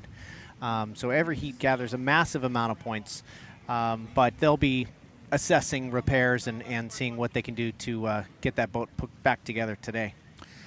Yeah, and I shudder to say this particular line, but I'm going to throw it out there because there's fans that have watched this for many years, as have I. It has happened before. We've had something called a flip and win. It has happened a couple of times before. Dave Villwock, imagine that. Dave did it. I will say when Dave did it in the Tri-Cities, and I don't remember the year, but when Dave did it, he flipped the boat, blew it over, and it landed right side up. And he was out of the boat like a rocket. And he went to the back of the boat and was looking. This is Dave. He ran to the back of the boat. Literally, he gets out of the cockpit, and he's just like a rocket. He's back to the back of the boat, always racing, right? He's looking at the propeller. Everything looks good there. Checks the rudder, skid fin. He jumps back in the cockpit. This is all as the rescue people are coming. He gets on the headset to his owner, Eric Elstrom. He says, hey, we're still in this. We need these parts out of the truck. Have them ready. Always racing. And he came back and won it. Now, Mark Evans in 1998, I think that's correct, at the Seattle Seafair, he did it. But I've always maintained that his was a little more difficult. The boat was upside down, and the mirrors were torn off it, and the boat was full of water and all that, but he limped his way into the final heat. And by the time the final came around, the boat was ready to go. They put some mirrors on it, made it legal, and he went out and won Seafair. So it can happen. Let's just leave it at that. How about that? And it's competitive, but it depends on what the situation is with the boat. The old flip and win. The flip and win. It's like a sandy in golf when you get a par out of a sand trap. There you go. But just better. So we still have the red flag hanging on the race course. And we've got a lot of patrol boats headed down toward the bottom end of the race course. Of course, there is going to be debris down there. And we can't see Villwock from our standpoint, but he's drifting towards the island. So hopefully they clear him to fire up or give him a tow away from the island.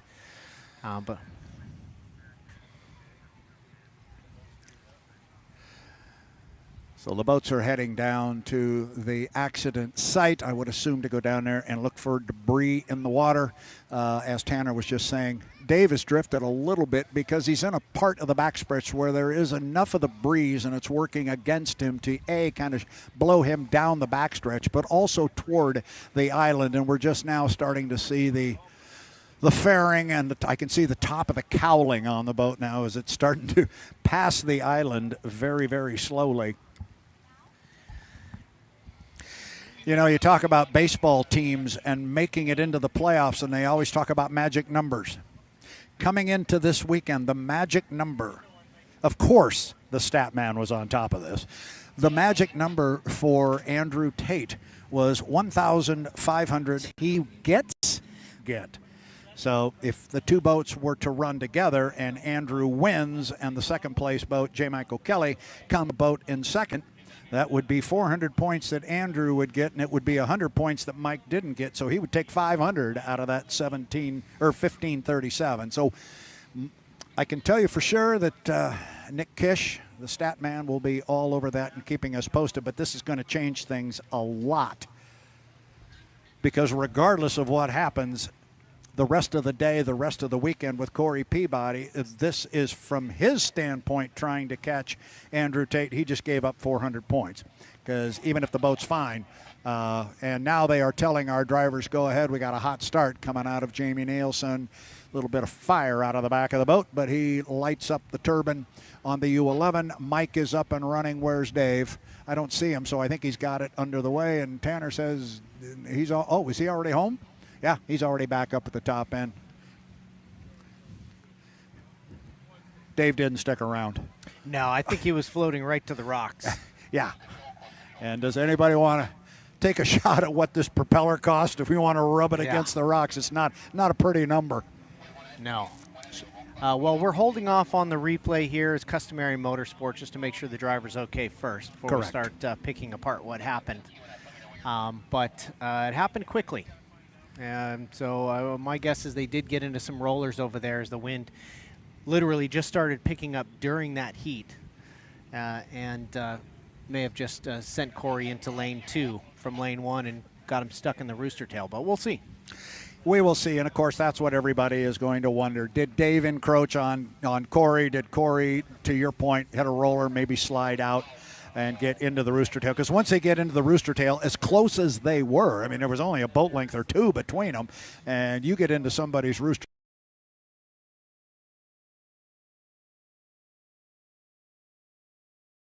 To Tanner's point, we are just waiting for official word.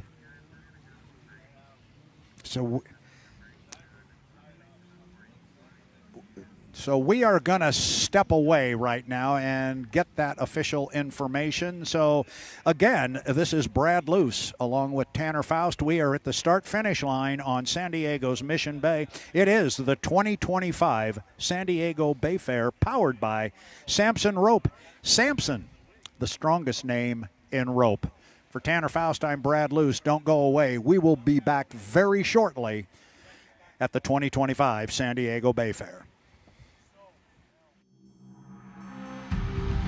4 miles northwest of downtown San Diego lies Mission Bay, a man-made aquatic park unlike any other.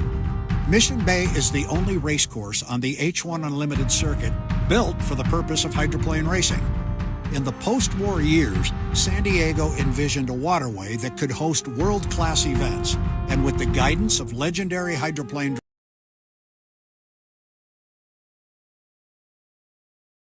2 islands. A massive dredging project in the 1950s formed East Vacation Island and Fiesta Island, both featuring sandy beaches sloped to dissipate waves created by the hydroplanes. And in 1964, the dream became reality with the inaugural running of the San Diego Bayfair.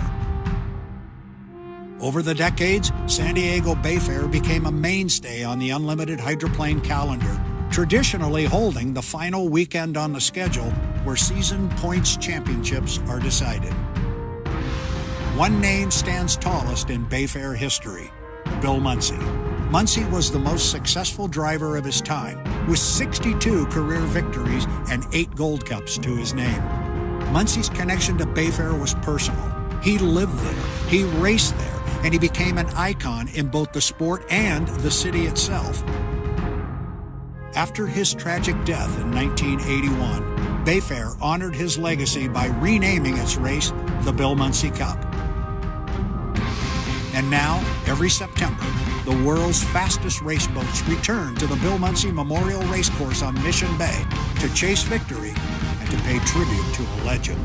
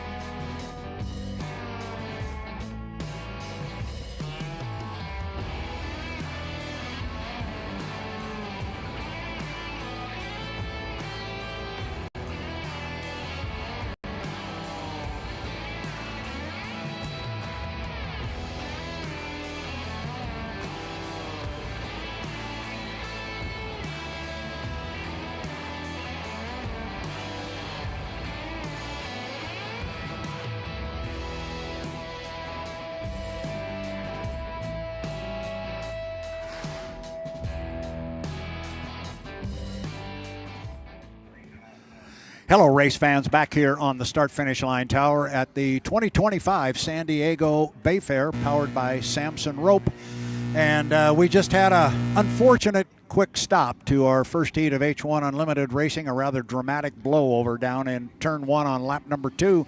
Corey Peabody got caught in the rooster tail of Dave Villwock, and up and over he went. We have been told that Corey is okay. He's undergoing some precautionary medical protocol in the pit area, but Corey's okay.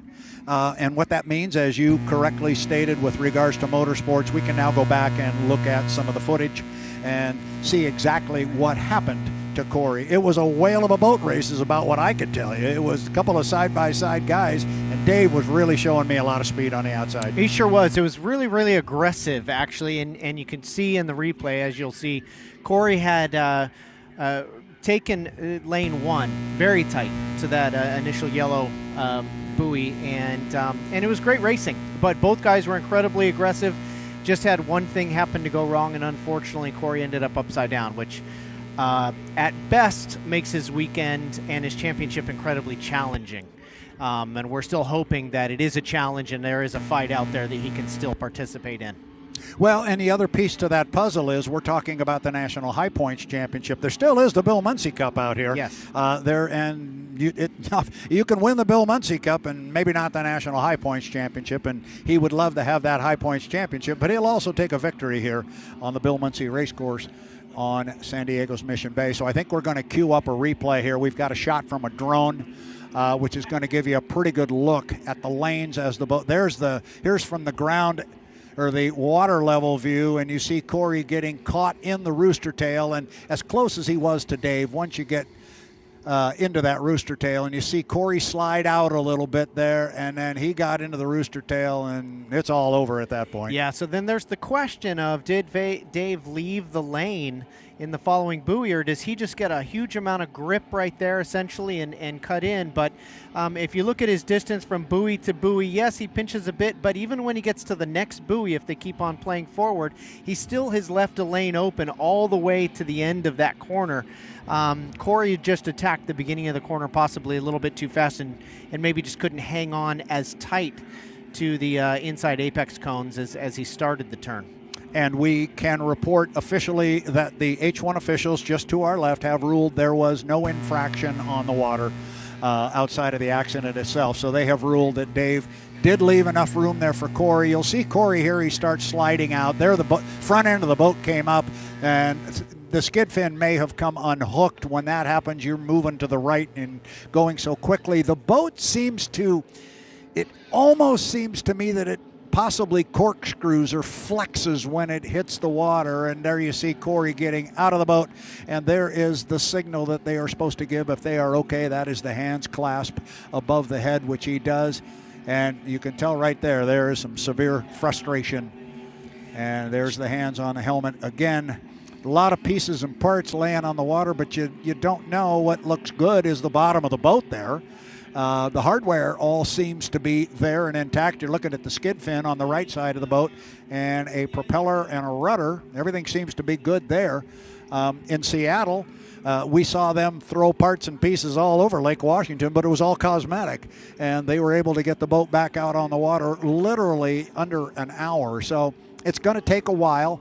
The boat's going to have to get towed all the way back to the pit area, and they were literally as far away from the pit area as they could possibly get down there in turn 1. Here's the angle that we saw. Boy, it's just about 3/4 of the skid fin comes out of the water, and I mean, is that usually enough? I mean, obviously that skid fin's made to hold 60,000 pounds, and if you take 2/3 of that ability away, you're going to go for a slightly wider radius corner at 150 miles an hour. That's exactly what it is, and it's a great call because you don't have all of it in there biting, and you're banking on all of it biting when you got a 7,000-pound race boat going almost 180 miles an hour just outside your right side window. And boy. Now here's the twist you're talking about, and it sure does twist it. And obviously these boats are just incredibly rigid and incredibly strong. A lot of the motion you see is in the rear wing or spoiler back there flexing. But then, of course, that just gets destroyed when the rear of the boat hits the water. But you can see right here when it touches initially, you see that kind of rear. I mean, what is that? What do you call that besides just a wing or a spoiler? It's on the back of the boat. Yep. We just refer to that as the wing, and the fairings are the verticals. You can see that flex as it hangs on for life, but then once the back of the boat hits, it's all gone anyway. So hopefully that's just cosmetic. Very dramatic, though, that's for sure. It was, and it was one of those things where we were watching a race, we're both excited, we're having a good time, and I say this all the time, Tanner. I don't care what class of boats we're running. They got some flat bottoms over there by the pit area right now. It doesn't make any difference to me. Just put two boats side by side. It is so much fun to watch, and we were really enjoying a very good boat race between two of the best in the world, and unfortunately it got cut short. Boy, it just compounds my it's not a fear, but it compounds my kind of visual, having never raced these boats before, about what that must feel like to turn into these corners over 150, 160 miles an hour and have that wall of water that is even worse than a concrete wall almost, where you might just bounce off a concrete wall in a car with a roll cage. And these things, essentially, it's just jet power shooting you up into the air as soon as you hit it. And that's the wall of doom these drivers have to toy with every single round, and when it bites, it seems to bite pretty hard. Yeah, and whatever it is and whatever it feels like, I'm assuming it's not a lot of fun. And we saw the frustration in Corey Peabody. Now, never say never. Who knows? This is day one of two. You never know. They cannot run, even if the boat was 100% intact. We've got to rerun that Heat 1, and they will not be able to rerun it with Corey because the boat that causes the stoppage of the heat is not allowed to run in a restart of that heat. So the officials will huddle. They'll take a look at our schedule because that was our first heat of the weekend, and they'll figure out what we're going to do, and they will let us know. They're already huddling down below. So we'll keep an eye on that, and we will be back. The next H1 Unlimited heat that is on the schedule is about 12:35, so we will be coming back on the air for H1 Unlimited Racing. We will do that shortly after 12 o'clock. I think what that means is you and I get a chance here for a sandwich, and I'm a little hungry. So I'm down. I'm always hungry. There you go. So Tanner and I are going to sign off. We're going to be back, though, with more racing. It's the 2025 San Diego Bayfair presented by Samson Rope. Samson, the strongest name in rope. We'll be back. Look for us a little after 12 o'clock, fans.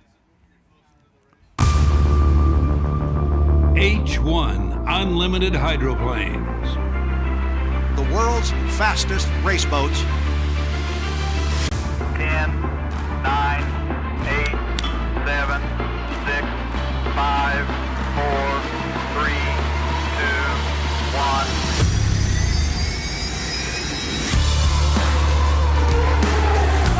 Really flying the boat. It doesn't get any better than that. They are going to be side by side. This is for the checkered flag.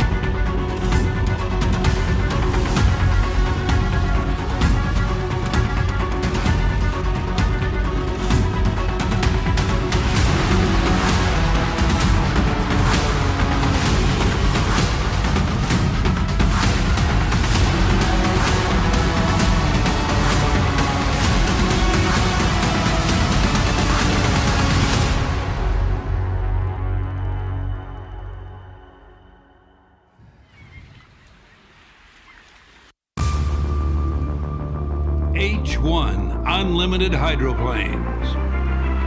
The world's fastest race boats. 10, 9, 8, 7, 6, 5, 4, 3, 2, 1.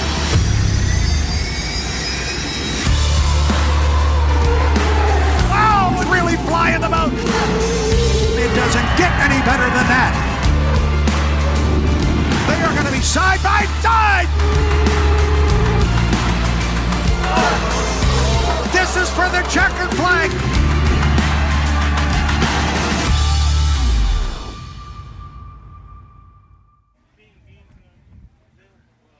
Hello again, race fans, and welcome back to San Diego's Mission Bay, the scene of the 2025 San Diego Bayfair, powered by Samson Rope. Samson, the strongest name in rope. Brad Luce here atop the start-finish line tower. I'm joined by Tanner Faust, and I guess everybody would be aware by now that we've had an accident in our first heat of the day. Unfortunately, Corey Peabody, and you're looking at the screen there, you can actually see the boat.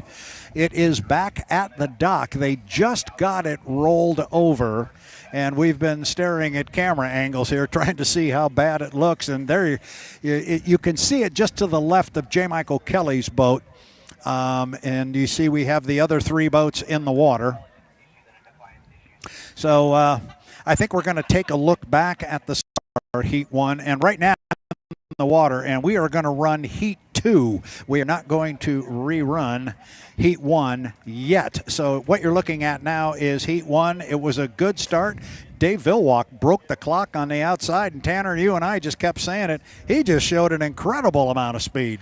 Well, he didn't qualifying too. I mean, he qualified second, only just a tick off the pace of Andrew Tate, but it was super impressive right next to Corey and put the pressure on the whole way.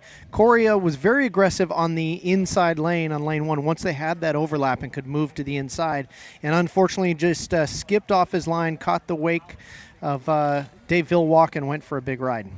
He went for a big ride. The good news, of course, is that Corey Peabody is okay, and now all of the attention goes to the boat. And you know all about this as we watch the crash from a different angle there. It was dramatic, certainly. A lot of pieces went flying, but quite candidly, when they rolled the boat over and we got a look at it, I don't know. I was expecting maybe it would look worse with what we were hearing, but, you know, the cowling's all tore up, as you might expect, and there is some damage definitely to the front canard wing, but I didn't see anything structurally on the bottom of the boat. So maybe we don't know, and they don't know either, but the point is they have not withdrawn.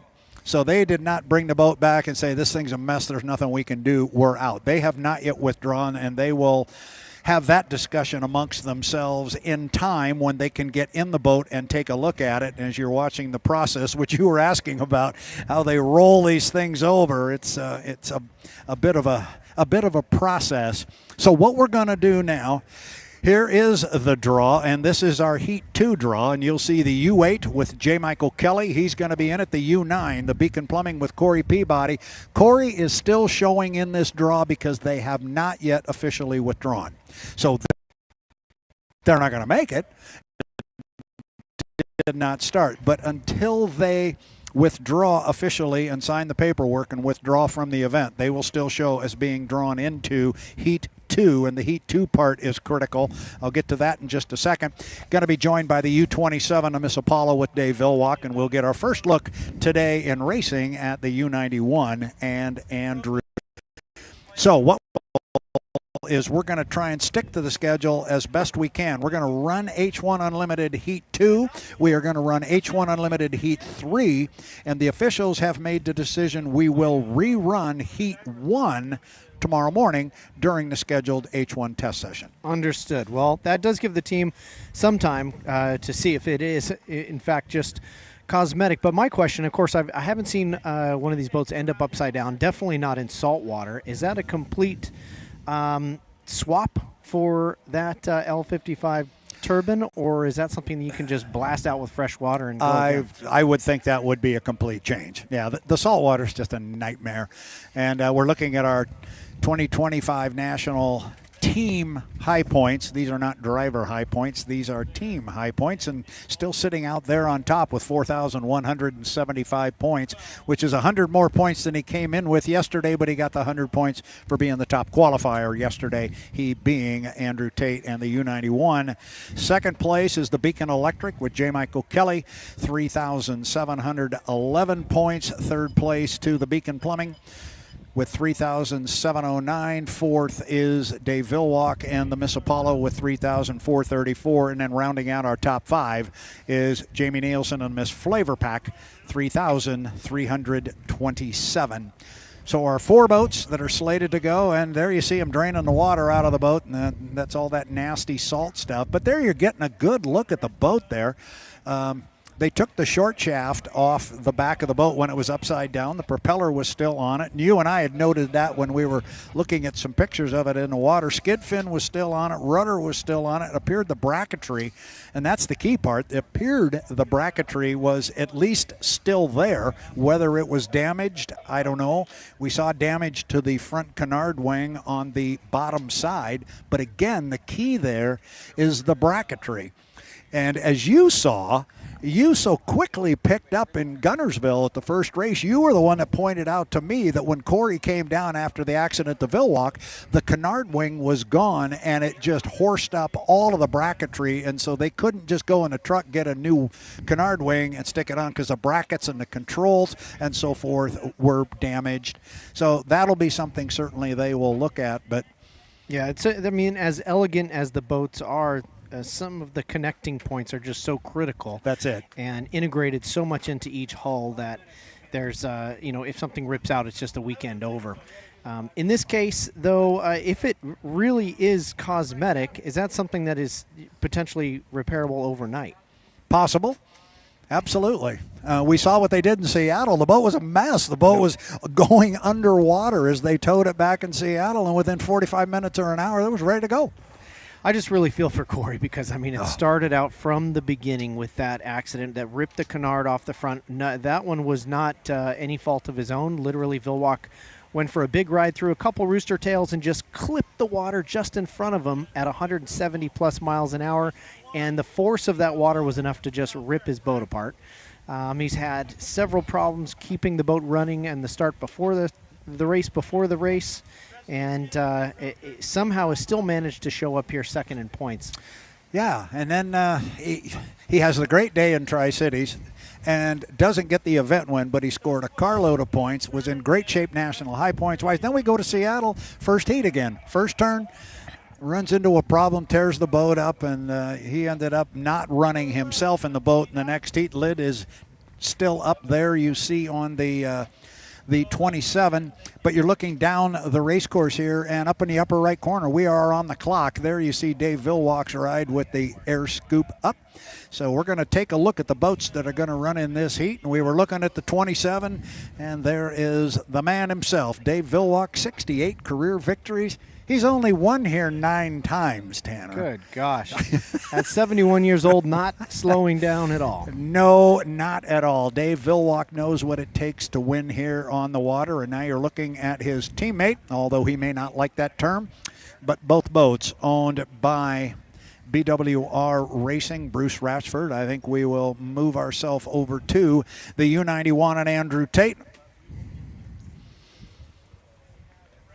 So what was going to be a 4-boat heat with the 8, the 9, the 27, and the 91 will now be a 3-boat heat on the water. We still have 4 boats shown as being eligible for this heat, but the 9 is not going to make it. Coming up on 8 minutes. 8 minutes. There you see the 2 boats from Ratchford Racing. Here is the Goodman Real Estate. There's the young man. We haven't seen him on the water yet except for testing this morning. Andrew Tate, he was threatening a couple days ago he was going to shave that mustache off, but apparently. Now, why would you do that? I have no idea. You guys are superstitious about things like that, right? Well, I can't technically grow a mustache, really, so... well... then it comes down to dirty socks. That's the next tee-up item for superstition. Got it. Got it. And our 3rd boat that's going to come out on the water, rounding out the field, is the U8, the Beacon Electric with J. Michael Kelly. Kelly, there is no more competitive guy on the planet. He's been racing a lot this weekend, and the 1 liters has been some of the best racing we've seen. He and Jeff Bernard have 2 boats that are equally positioned against each other, and it's been a race off the dock to see who can get an inside lane. And they've gone, I think they've run 3 times. Bernard has won twice. Mike has won once. He wants to win in this U8, the yellow one and the red one. He would like to do this for Daryl and Vanessa and get his first race win of the season.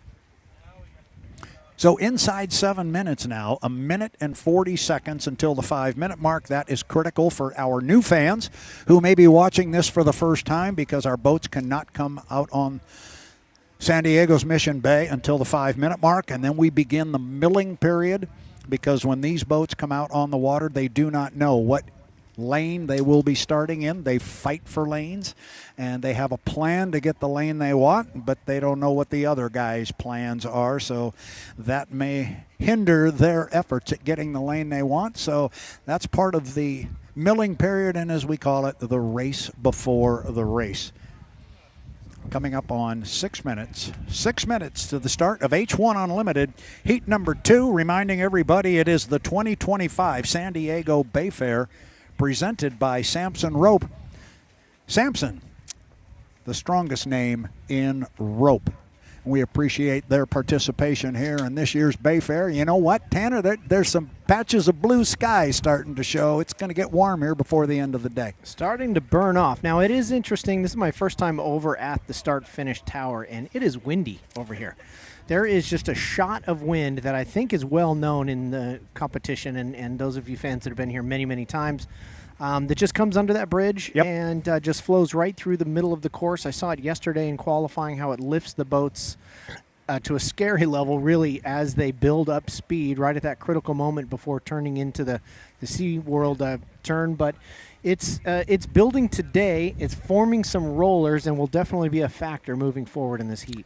Yeah, it's a very typical 1 second mark. 5 minutes. The boats can come out on the race course. Once again, Dave Villwock is coming out quickly, and you'd think that may be because he wants to get to that inside lane and get ahead of everybody and kind of dictate things, but we saw him just by design and by his own voluntary movement, move to the outside, and he started on the outside in our Heat 1, but he is the first boat away from the dock. We're going to have 3 boats on the water. The first boat that is going to come down is the U-27, the Miss Apollo, boat owned by Bruce Ratchford out of the Tri-Cities. Going to have J. Michael Kelly with him. Kelly has squirted up ahead of him, so now Kelly is the first boat coming down. What do you look for? I know you haven't been here all weekend. It's salt water. It kind of throws a different thought process in this, but is Kelly going to try and get inside these 2 guys? He's got 2 awfully fast race boats with him. Well, it seemed like when he was paired up with his teammate in Heat 1, he had predetermined that he was going to be outside of his teammate's run. And you've got Andrew Tate giving a test to the wind. You know, when you look at them come off the dock, it's glass over there. Right. It's so nice over in the pits. It's a warm day. Everybody's in shorts. Over here, people have sweatshirts on at the start-finish line. It is blowing, and this is the first taste for Andrew Tate, really, of that water this afternoon. So he's makes sense that he's hitting it at speed, getting an idea what how it's going to affect his boat. It is indeed blowing here, and the water is getting rougher on the front straightaway. However, this is extremely typical on San Diego's Mission Bay. Now, the backstretch is the exact opposite. Until they get to that area where the bridge is open and they get that tunnel and shaft of air that come through there, and you were talking about boats lifting. We've got a couple of them cutting the course at the top end. J. Michael Kelly did, and now Andrew Tate's going to follow him. Dave Villwock has just stayed all the way down at the bottom end of the race course, and he's gone the same speed since he got up on a plane. And he's just cruising up the backstretch. The next piece to the start puzzle is the boats have to be at the start-finish line after 1 minute and 15 seconds. That's called the score-up, and it looks like Dave is going to just keep going as slow as he is. He has an opportunity now to move to an inside lane if he wants, but let's see if he does. We'll see how close he goes to some of those buoys. Is he going to open the door for Mike and let him in? Watch Mike. We got the camera there on him. He's on the right side of the screen. See if he comes across that wake. The question is, can he use a minute to get around if he cuts the course here. If he does cut the course, he's going to have to slow way down. Looks like J. Michael Kelly is not forcing the issue. He's going to head for the full length of the course. And Dave Villwock will now have to hang with J. Michael Kelly to keep that inside lane. Yeah, I'm just not sure if Dave wants it. I think he's got to be happy with, and now Dave is outside, at least outside of the wake of J. Michael Kelly. And again, we're looking at the clock here at 1:55. They have to stay behind the start-finish line until 1 minute and 15 seconds. So Mike has moved over to lane number 1. Now they can still change lanes after the score up at 1:15, but it doesn't happen very often. We'll keep an eye on all of them. Kelly coming off the top end of the race course in 1, then it's Dave in 2, and on the outside is Andrew. Need 15 seconds yet still to kill. And they will come down. Looks like we will not have anybody pushing this too hard for the score up. We're 5 seconds. 4, 3, 2, 1. Mark. 1:15. Now Dave's got to be careful here. He doesn't want to get too far back behind those guys and get in any rooster tail spray of J. Michael Kelly as the rooster tail falls to the outside in the lower corner. A lot of lane space there. Andrew gave a lot of room off to his left.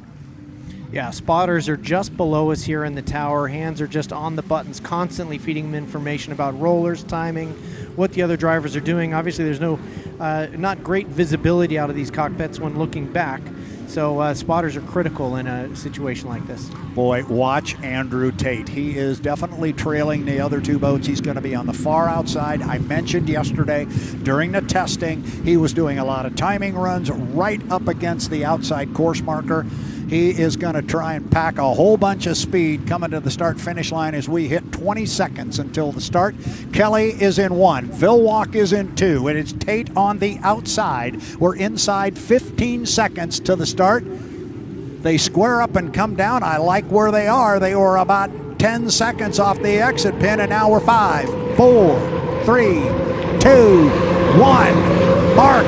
Man, what a start for J. Michael Kelly. It appeared to be clean, and Kelly was, we have a clean start. Kelly was right on it, Tanner. He sure was. Andrew Tate had speed on him on the outside, looking to keep that speed all the way around, and stuck in the hallway, but very close is Dave Villwock, getting bounced around a little bit there in the first corner. Second place coming off the corner is Andrew Tate. He's on the far outside. Villwock giving ground in between boats. Look at J. Michael Kelly running like a rocket up the backstretch, but he's got a right side rear view mirror that is full of U91 and Andrew Tate. It is Tate and Kelly at the top end. Villwock has decided, I'm going to drop back and not play in this game. He was in a tough spot being behind and between boats. Kelly off the top end of the race course. There comes Andrew Tate. Remember, fans, we're going to go 3 times around. Kelly flying the boat, got a lot of air underneath it. Andrew Tate wants to run him down, but it's Kelly by about 4 boat lengths, Tanner. Honestly, Andrew Tate has shown the speed in qualifying to be able to get this job done. He knows that. He's definitely not backing down as Dave Villwock did. When they round this corner, point it into the wind, the amount of air they put under these boats is just, frankly, scary to watch. And you notice when they go through the corner, when we get that shot from the drone, Andrew Tate is not staying real close to the side of the rooster tail of J. Michael Kelly. He does not want that salt rooster tail to fall onto his boat. The salt is just his nemesis. But now he's closing ground at the top end of the straightaway here, up toward the pit area in the SeaWorld turn. But Kelly's still got lane position on the inside. They're going to come down to pick up the white flag with 1 to go. Kelly on the inside. Where's Andrew? There he is off the top end. This is going to be a fast final lap. Andrew really hugging his rooster tail around that last corner there. You can see he's going for it on this lap. Oh my gosh, he's flying it so high across the start-finish line. He did fly the boat across the start-finish line. I thought he may have to pull his foot, and that might have been the end of the heat, but he stayed on it and was able to bring it back down. He is definitely closer to Kelly this time than he was on the last time they went down. Kelly has opened up maybe another boat length in the lower corner, and this is it. This is the white flag lap. The checkered flag will fly as Dave Villwock comes back. He will across the start-finish line to get the white flag on to start lap number 3. Backstretch still Kelly by about 4, maybe 4.5 boat lengths. He's got to just negotiate the top end of the race course and come down and pick up a checkered flag, and this would be a big one. He would love to have it. J. Michael Kelly. Kelly off the exit pin right there. Where's Andrew? Staying right with him. Checkered flag is now hanging. They've got to just put the pedal down and bring it home, Tanner. Very impressive. J. Michael Kelly showing the speed of that number 8 boat throughout the season. Even with the number 1 lane, he may not have been able to keep up with Andrew Tate chasing him on the outside, but man, he did not give an inch. He did not. That was a whale of a run for J. Michael Kelly. Wow. An awful lot of, we know there's so much speed in that 91, the Goodman Real Estate, but Mike got the jump at him on the start. He broke the clock. He was the first one out, and they come off the lower corner. Andrew drives by J. Michael Kelly, and I'm sure if they looked at each other out the window, he had to nod to him. Nice run, Mr. Kelly. Wow.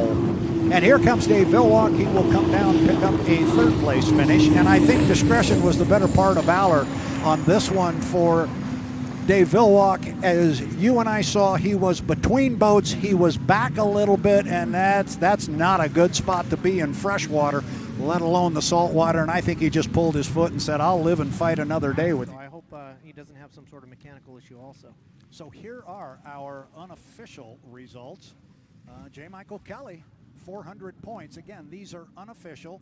We will find official results. J. Michael Kelly, 400 points. Again, these are unofficial. We will find out that the racing was clean on the water from the officials to our left, and then the boats do have to go through tech inspection. So unofficial, but 400 points to J. Michael Kelly, 300 to Andrew Tate. Dave Villwock coming home in third will get 225 points, and technically we get a did not start for Corey Peabody and the U9. And back to what you were talking about, Tanner, with regards to Dave Villwock, I think based on what we saw in the first running of the first heat, there's a lot more in that boat, and I think he just pulled his foot. Sure is, and he qualified second. He definitely has the boat speed, and then he showed in the first heat that he can put that into the heat format. So in that one, you're right, maybe just was so deep in the hallway there between those rooster tails, he just knew it wasn't going to work out, or it was going to take a lot of risk to make that happen, and backed right out of the rooster tails. This is heat 2. We make the comment yesterday when they were testing and qualifying, you can't win the Bill Muncey Cup on Friday, but you can sure lose it if you do something stupid. So, it's only the second heat of the weekend here. So a third place, we're fine. They'll take that. He knows he's got a fast boat. He also knows he's got to get a better timing mark if he's going to be in that lane. You can't be late with these guys. We've seen it all year long. Yeah, there, good. We got one started, got it finished. I feel better now. Good. There. Good. As long as you're feeling good. I just feel terrible when we have what happened to Corey down there, and I think is Corey gone? He is. Yeah, the boat is back up on the trailer, so they got the 9 up and out of the water while we were all playing watch the fast boats. Good-looking camera right there. Strong Racing jumps aboard J. Michael Kelly's ride. The U8, that's got to make him feel good. Yeah, such a different story when they put that that roof scoop on there. And so does that have some sort of air channeling in it that basically kind of a particle separator that keeps the salt water from hitting the blades? Is that the idea? No, it's really to move the intake further forward, and the biggest part is when the boat comes out on the race course and slows down coming Understood. back. They get all that water over the nose, and so much of it would go up into the air scoop, so it's just to stick it out there a little farther and keep it away from that. So very, very good. J. Michael Kelly, and we're seeing on another monitor here a little smile on his face there. That was good. That was good. I think our Brent Hall is down there. Nope, Brent changed his hair color. Yeah, and it got a lot longer real quick. I think maybe we're going to see if we can get an interview going, what Mike says about lane selection and just how well the boat ran, because it looked really good.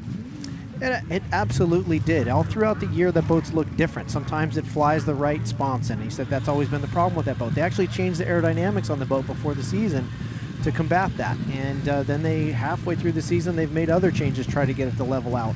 But this is the first time where it looked just as good as the Goodman real estate boat flying, and you know, it's only touching the water, you know, less than a third of the way down the back straightaway, and just looks happy as can be. Yeah, and Andrew got out of shape a little bit a couple of times. Once right here on the start-finish line as they completed lap 2 and started 3, the boat got away from him, and I thought he was going to have to pull his foot and maybe give up too much ground, but he was able to hang on to it. Andrew knows how to feather that boat. He knows it very well, as you see both the 91 and the 8 coming up out of the water.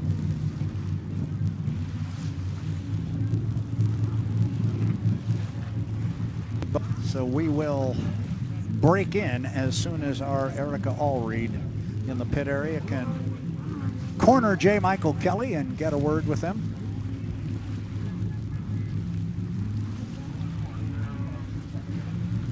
So we'll take a moment here at the 2025 San Diego Bayfair, powered by Samson Rope. Take a look at our schedule. That was heat number 2 for H1 Unlimited, our Grand Nationals. We got some other Southern California Boat Club classes of boats that run on the other side. They are going to take to the water. And we are looking for, I think there's been a change to the schedule, so about much more on that until such time as we get that solidified with the officials who, after we had the accident in heat number 1, they all took off pretty quick. They had to go over and talk to the teams and make sure everybody understood what we are going to do for H1 Unlimited and rerunning our heat 1.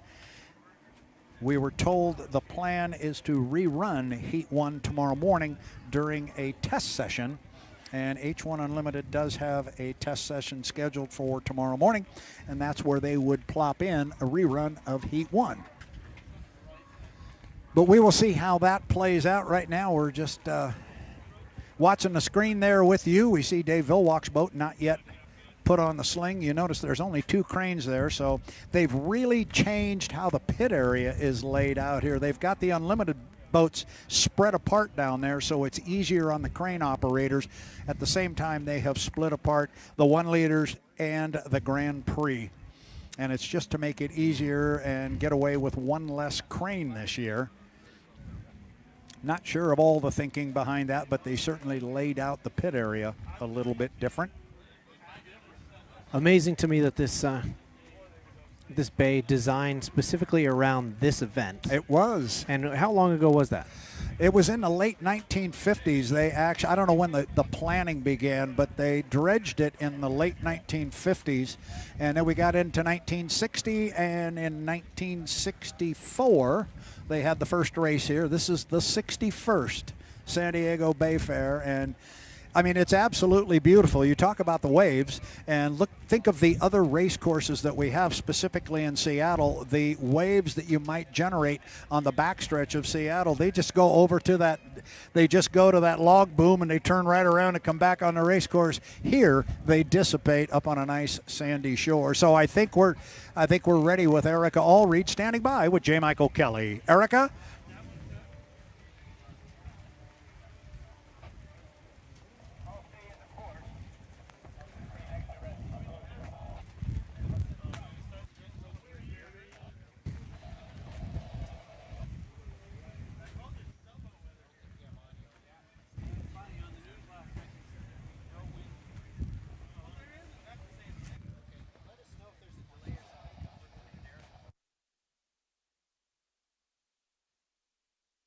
Well, unfortunately, we're not getting the audio from down in the pit area with Erica and J. Mike. So I am going to turn it over to Tanner Faust, because there's something you don't know about Tanner, and you're going to learn about him right now. The guy is an incredible lip reader. So what exactly was he saying down there? He said, it's been a great weekend. I love having my family out here. I've been driving the 1-liter also, had great racing in that, but it's just so the Beacon Electric boat is just running amazing. We got that inside lane. It kept its speed, and you know, we got a lot of racing left to do this weekend, but we're starting off right.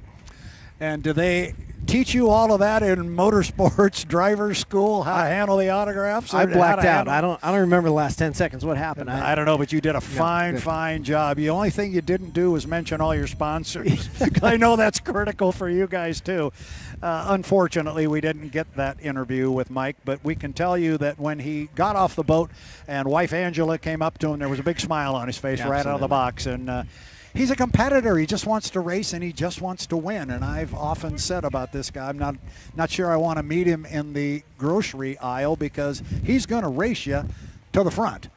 And he's going to want to make sure he gets checked out before you. Is that how it is? Now, honestly, we used to joke about this, of course, in car racing. You know you're a race fan if you make car noises when you're pushing your grocery cart from lane to lane. And if you take a proper line. If you apex from mile 6 to 7, then you know it's in your blood. That's called being a gearhead. And I think that applies to boats, cars, anything.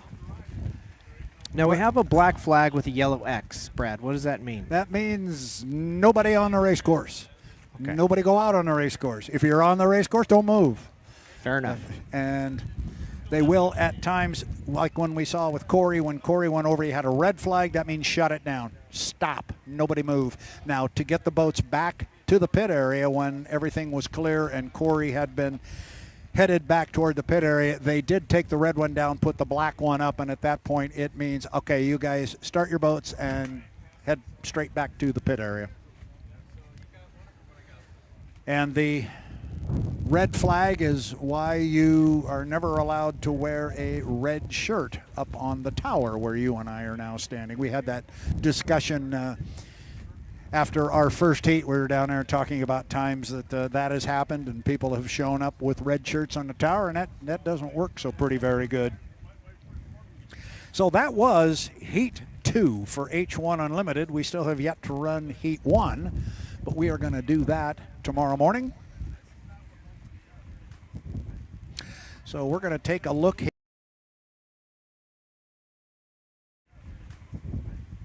So we're going to take a look here at some highlights here from our second heat of racing. This is before the race started. I think you're going to take a look there. Yeah, you saw Dave Villwock coming side lane. And there's the start. You saw the great start there by J. Michael Kelly. And I think it's important to see where Dave Villwock is. He is back. And I think when they come off the lower corner, he's going to be even further back. And you just don't want to get back there where you're going to start getting wet. And I think he just said, you know what, I'm out. You could see in that shot, he did take some spray from the red JMK and pushed him a little bit outside, and he almost got drawn all the way out into Andrew Tate's wake, and that's at the point that he did back out of it. You young man are catching on to this, because that's exactly what happened down there in the lower corner, and I think he thought, oh boy, Mike was coming over, I got to move out, and then Andrew was right there, said, see ya, I'm out, and lived to fight another day. But it was a good boat race, and Andrew, there's where Andrew got a little bit out of shape coming down the front straightaway there. I think that was on the end of lap 2, starting lap 3.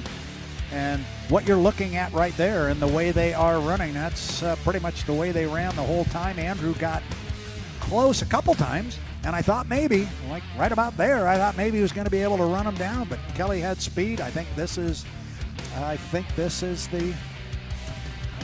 was the run to the checkered flag. Well, it's great footage to see that when you can see how high they fly. And from the outside, it could just look like a boat turning. He's staying full throttle the whole time. But, they have 3 pedals in there. They've got the throttle pedal, but then they also have the 2 pedals that fly the canard. And they're putting the nose back down in the water for the corners. And then as early as they dare, starting to lift the nose out of the water on the exit. Of course, on the top of the course in turn 1, that's directly into the wind. So you start lifting the nose out of the water too soon, you get caught up, and possibly what happened to Corey earlier in the first heat. But they're flying for the first third of that back straightaway close to the fans over there. They're flying the boat completely out of the water for a third of that straightaway. It's right on the ragged edge. It's really impressive to watch. We're still going to get you in one of those things. You do know that's coming, right? There's rock, paper, scissors every weekend. One of these days you're going to pick the wrong one. Hey, we're going to step away now, and we're going to come back around 2:30, depending on how the schedule works. On the schedule, it says 2:30 for our Grand Prix Heat 2A. We're running a few minutes behind schedule, so it may be a little bit later than that, but sometime around 2:30, we are going to come up with Heat 2A for our Grand Prix America Hydroplanes. Until then, Tanner Faust and Brad Luce, we're going to step away. I know I'm going to go back and have a half a sandwich here real quick, but we'll be back when it's Grand Prix Hydroplanes on the water. It's the 2025 San Diego Bayfair, presented by Samson Rope. Don't go away. We'll be back shortly. H1 Unlimited Hydroplanes. The world's fastest race boats. 10, 9, 8, 7, 6, 5, 4, 3, 2, 1.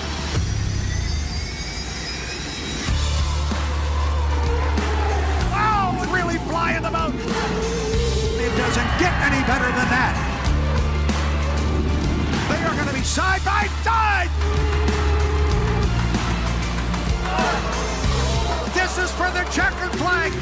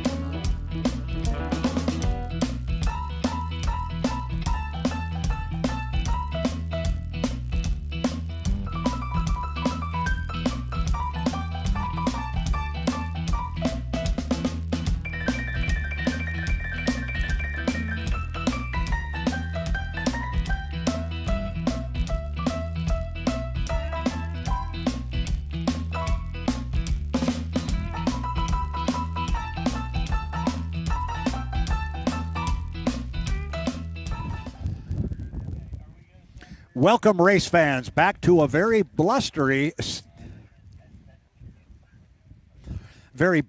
San Diego's Mission Bay. I'm up atop of the pit tower, and the wind is blowing pretty good. We're going to put the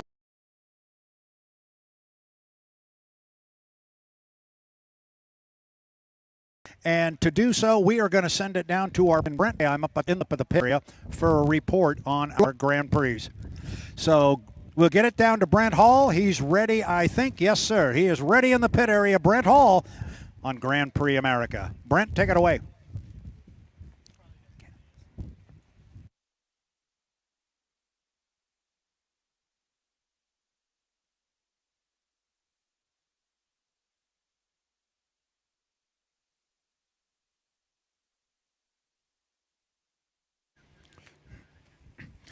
All right, Grand Prix America hydroplanes are away from the dock. We are inside 5 minutes to our Heat 2A. Let's take a look at the boats that are going to be running in this one as we come up on 4 minutes and 20 seconds. This is the second set of heats for our Grand Prix America. This is the inversion heats where the boats that had the... And let's go down to Brent Hall. I think we're ready in the pit area now. Brent, take it away. Okay, we're here at San Diego, and we are, I was going to say calm before the storm, but the storm is already starting to happen. We have the second heat of GP already starting. That first group of boats is going out, and then we're going to have Heat 2. A lot of hard charging boats here. A lot of noise is going to happen. We're going to bring the noise, bring the GPs, wait for all that great action. Thank you very much, Brent. He's down in the pit area. He's sending boats out on the water. He is already sending Jeff Bernard in the GP79 Nevada Influence, boat owned by Mike Grindell of Webster, Massachusetts. But Mike has already sold that boat to the Cool Cat Motorsports people. So this is the swan song for the GP79. This is the last time they will run under the ownership and leadership of Mike Grindell. They're going to be joined on the water by the GP17, the Miss Renee. The boat is owned by Brian Richards out of Snohomish, Washington. And the boat you're seeing right now that's coming by the start-finish line is GP5, the Jack Nut Apparel hydroplane driven by Chris Grant. So those are your three boats that are going to run in our GP3A, or excuse me, make that Heat 2A. We're going to have the 5 with Chris Grant. We're going to have the 17 with Austin Ekert and the GP79 with Jeff Bernard. And that's Jeff runs it hard across the start-finish line as you watch Chris Grant go up the backstretch in the Jack Nut Apparel hydroplane. Looking for our, oh no, we're looking for our boat number 3, and it's GP17 with awesome Austin Ekert, but unfortunately he is down on power on the front straightaway. He is dead in the water right now. This would be a tough break for Austin because this is his opportunity to run against Jeff Bernard. It's his chance to beat Jeff, and he's got the inside lane position at lane number 2. And now you've got the camera on him, and he's trying to pull it up on a plane. Looks like he may get it. Austin Ekert is back up and running in the GP17 Miss Renee. So good news there.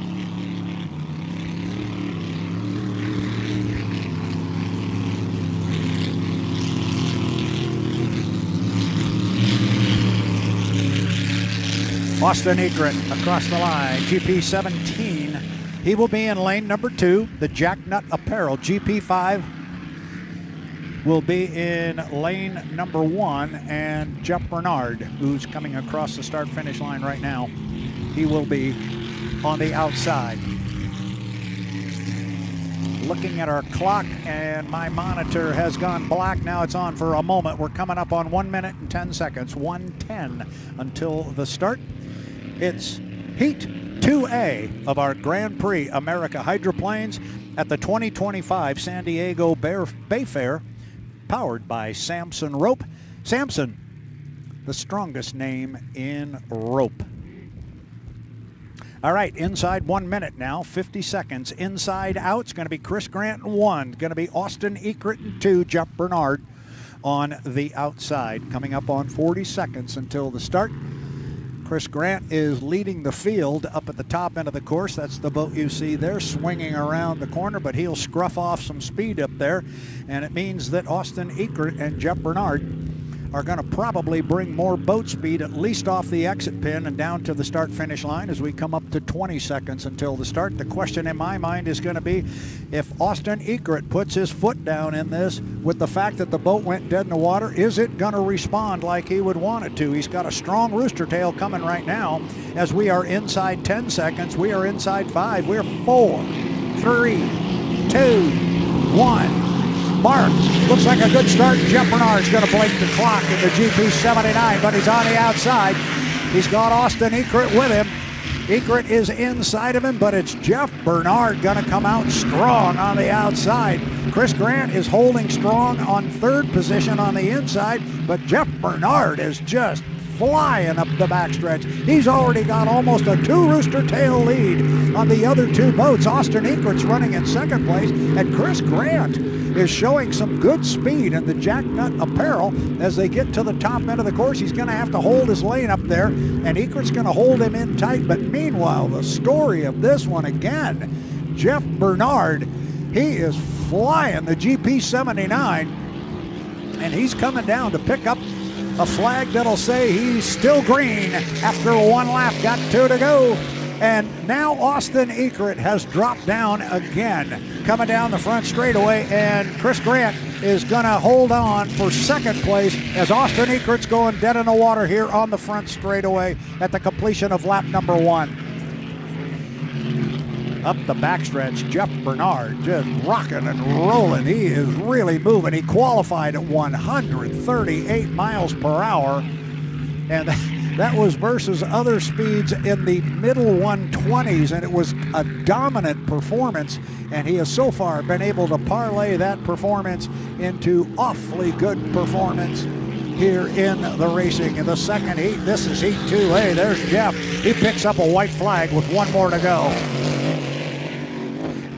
Getting a good look there from the drone as Jeff comes around the apex and to the exit pin of turn number 1, starts up the backstretch for the third and final time. Unfortunately, dead in the water on the front straightaway is Austin Eckert in the GP17. Top end of the race course, Jeff Bernard, GP79. I've said it a couple of times, but he really wants to have a good weekend here. There you see him coming off the top end of the race course for the last time. He will come down. The checkered flag is hanging. Jeff Bernard and Mike Grindell's GP79, the bad influence. And he's coming hard, and he flies it across the finish line to pick up the checkered flag.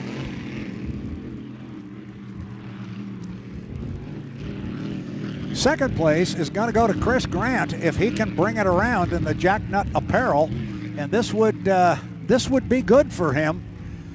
They would have to feel good about this, albeit they took it as a result of Austin Eckert going dead in the water, but I'm telling you, Chris Grant was hanging right with Austin Eckert, and he may have been able to beat him straight up, but they'll take it. It's part of boat racing. Second place finish for Chris Grant, GP5 in the Jacknut Apparel.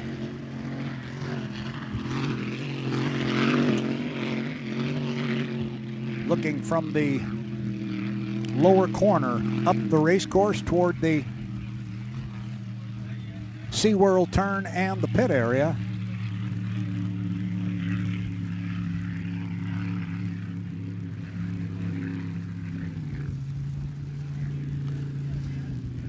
Austin has now crawled out of the GP17, the Miss Renee, and he is looking under the bonnet as you follow Jeff Bernard back toward the pit area.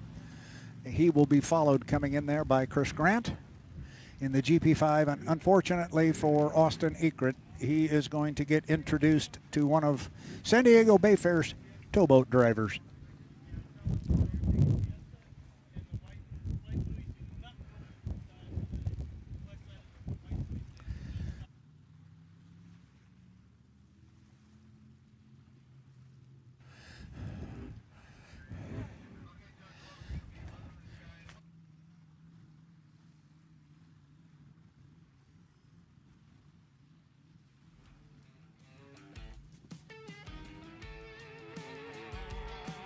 Anyway, you're looking there at Jeff Bernard as he is back to the dock. And we are going to go racing very quickly here in our next heat, depending on what they decide to do with Austin Ekret. I'm going to assume Austin is off of the race course right now on the front straightaway. And I'm going to expect, in the interest of time and keeping us on schedule, they will probably either tow Austin into the center of the race course, or since he is outside the race course right now, they may just keep him there. And I am being told by San Diego Bayfair personnel here who are in charge of the water ops, they are going to keep him outside the race course and tow him up the shore and then back around by SeaWorld and into the pit area. So thank you very much, San Diego Bayfair. Appreciate it. The guys were hearing me talk about wondering where he was going to go, and they have instructed them to do exactly that, to keep him on the outside of the race course. That way they can keep on schedule and keep moving with our Heat 2B scheduled to go here shortly. Heat 2B for Grand Prix America. It will feature the GP 135, the Cool Cat Motorsports, driven by John Shaw out of Centerville, Maryland. He's going to be joined by the GP10, the Freak. Brian Richards owns the boat out of Snohomish, Washington, which is just up north of Seattle, and it's going to be driven by Kevin Ekret. Kevin calls home to Edmonds, Washington, again, just north of the greater Seattle area. And then rounding out our three-boat field will be the GP15 Happy-Go-Lucky Racing. The boat is owned by Jerry Hopp out of Lake Stevens, Washington, and you're going to think there is a theme going here. Lake Stevens, Washington is just north of the greater Seattle area. Greg Hopp, the driver, out of Snohomish, it's still north of Seattle. And the boat is sponsored by Old Trapper Beef Jerky. There you're getting a good look at the San Diego skyline there. That's the first time we've had that shot. And we kind of pull it back, or we were trying to, and get you a look at Mission Bay. Yeah, there's a Samson tow rope there, we hope. But anyway, the three boats that are going to come in our Heat 2B, the GP 135 Cool Cat Motorsports, driven by John Shaw. The GP10, the Freak, going to be driven by Kevin Ekret, and rounding out the three-boat field, GP15 Old Trapper Beef Jerky with Greg Hopp. And they're doing right now exactly what they told us they would do. They're going to continue to tow the GP17 Miss Renee outside the race course and along the shoreline. That should allow us to get our Heat 2B out on the water. I know the boats were ready. I saw them there in the pit area in the background, so I think we're ready to go if we've got drivers in it. I think we're good to go.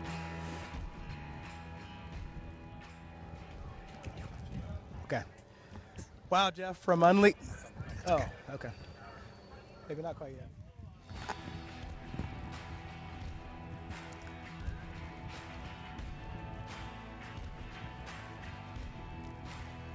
All right, so next up is our Heat 2B. We've got three boats ready to go. We're standing by here. We're going to go down to the pit area here in a couple of moments as soon as we can get Jeff Bernard after a good run on some soupy water. And in fact, I think our Brent Hall is ready and standing by with Jeff Bernard. Take it away, Brent. Jumping out of the 1 liter, jumping into the GP. Those are like qualifying unlimited speeds. You were flying. Yeah, we just have a setup for San Diego that works really well with this boat. And Scott Kropfeld, our crew chief, puts the absolute best piece under us. It's a bittersweet weekend for us. Last race of the season and last race for our race team together as one. Thank you, Ed Thompson, for allowing us to continue to run the boat after he purchased it to lock up the national championship, which we did the last heat. So got that out of the way. Mike and Julie Grendel for 5 years. We won 4 out of 5 championships and some races. Got some stuff that we still would have liked to accomplish, like Valleyfield and stuff like that, but there'll be opportunities down the road, hopefully in the near future, or whenever we're not playing with Unlimited. So can't thank Jonathan Thompson enough, Ready To, for sponsoring us once again here down in San Diego, and it's all the guys over there that work on the boat. My job's really easy here in San Diego, and that thing, it's a dream to drive. No, that's awesome, boy. Set up well, and you're making your team proud, and just a couple more heats left, so get her done. Yeah, we were kind of bummed yesterday that the qualifying water wasn't where we wanted it to be, like this morning. I really think we could have ran a 140 in that thing. We mirrored our qualifying time last year, just for 1 mile an hour off of it. But you know, maybe down the road we'll put together another team someday and come out here and continue on the success. Well, the noise has started, so we better turn it back up to the truck. Thanks, one. Thank you. All right, thank you very much, Brent Hall. Great interview there with Jeff Bernard, and we've been talking about this being the last time he will have the opportunity to drive the GP79 for Mike Grindel. They have already sewn up the National High Points Championship. As he said, they have won that championship 4 of the last 5 years. That's a big deal, and he's obviously very proud of it, as he should be. But he also alluded to the fact that he hopes to maybe get back in the Grand Prix boat when he's not playing with the Unlimited. And the plan right now is for the U12, the Graham Trucking, to run the full H1 Unlimited circuit next year. And if that's the case, it would definitely cut into his GP driving opportunities. But Jeff Bernard is a great individual. He is a tremendous driver in all classes of race boats. And don't think Jeff Bernard's going away, because he's not. He is going to be involved in racing, and you're going to see him many more times, more than likely, right here at the San Diego Bayfair. But this year, it's the 2025 version of the San Diego Bayfair, presented by Samson Rope. We've got 1, 2, 3 rooster tails on the water. I believe you're looking at the GP 135, the Cool Cat Motorsports, that low-profile blue and black of the Cool Cat Motorsports.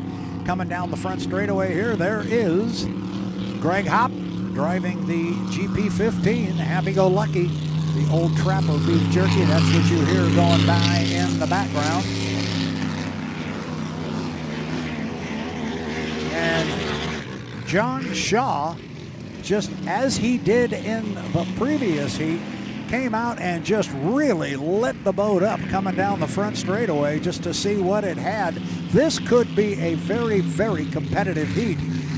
Greg Hopp in the GP15 Old Trapper Beef Jerky in our first heat, he was very solid and picked up the first place finish, but now he gets to, if that's something you get to do, he's going to have to run on the far outside, and this is going to give a guy like John Shaw in the GP 135 an opportunity to maybe get the jump on him and hold him off. We will see. Inside 2 minutes to the start of our Grand Prix Heat 2B, the GP 135 with John Shaw, GP 10 with Kevin Inkrit, and the GP 15 with Greg Hopp. 1 minute and 35 seconds. 1:35. Here comes John Shaw again down the front straightaway, just ripping in that GP 135. I think he's ready to go. Hang on to some of that speed, John. I got a hunch you're going to need it here in our Heat 2B. And he's going to be on an inside lane. That's where he's sitting right now. There you get a look at the GP 10. Kevin Inkrit, he comes across. He's going to slot into lane number 2, and you'll see him do it now. You just saw him cross the wake there. That was the wake of Greg Hopp, and he will slot inside of him and between the two boats. And as we saw in the Unlimited class, if you're going to sit on that middle lane between a couple of boats, you do not want to be late getting to that first turn, because it gets ugly down in there. The rooster tails, especially in the wind, are going to fall to the right, and that boat on the inside, that rooster tail is going to fall toward you, and it's going to make it extremely tough. Inside 40 seconds to the start. It is Grand Prix America Heat 2B.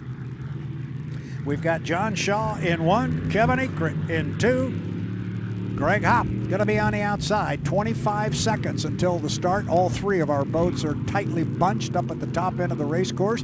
John Shaw on the inside is dropping back, as he will have the shortest way around. Greg Hopp pretty much got it wound up on the outside in the Old Trapper Beef Jerky. We're inside 10 seconds now, and here they come down to the start. It's going to be Hopp leading them down. We are 4, 3, 2, 1, mark. The start appeared to be legal, and a couple of the boats kind of pulled the foot on the throttle because I think they thought they were going to be early, but the guy who didn't was Kevin Eckert in the GP10. He comes out with the lead, but now Shaw on the inside. Cool Cat Motorsports just rolls by him. Shaw has been flying down the front straightaway. He just showed some tremendous acceleration coming off the lower end of the race course, and he's almost got a full rooster tail now on Kevin Eckert, who had the lead coming out of the corner. But now it is Shaw, and the race is for second place. It is Eckert on the inside in second place. Greg Hopp is on the outside. John Shaw is coming down here to put one in the books, and he's got 2 rooster tails. But the race is for second place, and it is Greg Hopp flying as he gets down here in the old Trapper Beef Jerky. And man, I'll tell you, it is rough, and these guys are really hauling into this corner.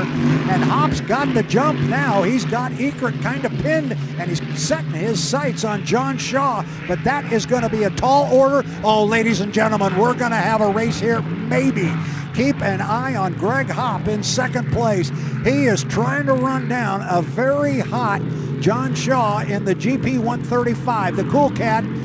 Shaw gets to the exit pin right now. Here comes Hopp. Boy, he got into some slop up there and lost some ground and some time. That may cost him. We've only got 1 lap to go. John Shaw. Here he comes. Greg Hopp is across the start-finish line to start the final lap. And Shaw's doing a great job of keeping the 135 on an inside lane. If Hopp had any idea of climbing inside of him for a shorter way around, it's not going to happen, because John Shaw is doing a fine job of keeping Greg Hopp on his hip, and now Hopp has dropped back. He got into some rough water at the top end. I think he did down here at the bottom end as well. Plus, I think discretion's a little bit the better part of valor there, and I think he pulled his foot. John Shaw, they were unable to get qualified yesterday because they were unable to complete even a lap. He's been running since. He's been running fast since. And here comes a heat victory for John Shaw.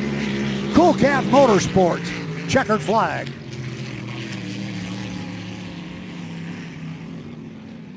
And here comes a slow running, and that is by design. In these water conditions, he'll take the second place finish. That is Greg Hopp. He will come home in second place. And Kevin Eckert, he was a gamer early. He broke the clock. He was the first one across the start-finish line. We call that breaking the clock. He was the first legal starter, and he was the leader coming out of the first turn. He was in lane number 2, but John Shaw gobbled him up so quickly up the backstretch. He really showed me something. Those guys, they had trouble up in the Seattle race. They just couldn't seem to make everything work at the same time. They had trouble yesterday, but man, today they got everything pointing in the right direction, and that was a whale of a run for John Shaw in the Cool Cat Motorsports. Ed Thompson, well, the boat he owns, the Cool Cat Motorsports, just picked up a first place finish. The boat he purchased, the GP79, and Jeff Bernard picked up a win in the previous heat. So there's a good couple of heats there for Ed Thompson out of Maryland. Watching our boats as they head back toward the pit area up at the SeaWorld end of the race course away from us. There you're getting a look at the GP 135 as John shuts off the motor, pops the lid. The crew is waiting for him. You see them clapping their hands down there. They were pretty happy, I think, as well they should be. Man, the boat ran well. That's the best I've ever seen that boat run. And it was running like a rocket.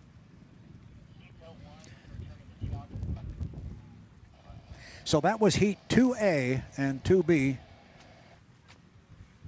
for Grand Prix America. It's the 2025 San Diego Bayfair presented by Samson Rope.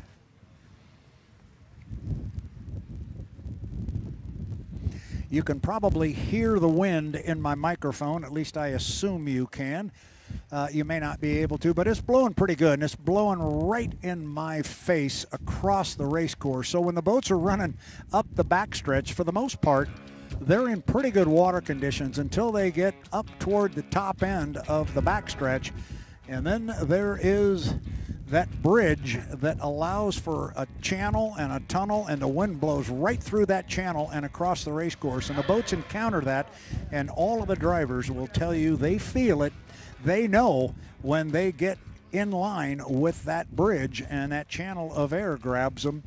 It can be difficult to navigate. It can be difficult to manage. But John Shaw certainly on that last heat, he didn't have any trouble whatsoever. I think Greg Hopp was disappointed that he wasn't at the start line when he wanted to be. He was late and he put himself in a difficult position, and he had to spend the first part of that heat getting around Kevin Eckert in the GP10. But once he did, he set sail for John Shaw. But by then, John was too far gone and it wasn't going to happen. So a good race for our John Shaw. And I know we've got our Brent Hall in the pit area. He's trying to chase down what I'm going to assume is a pretty happy John Shaw, and we'll have him here momentarily. As soon as we get him, we'll talk to the winner of our Heat 2B for Grand Prix America.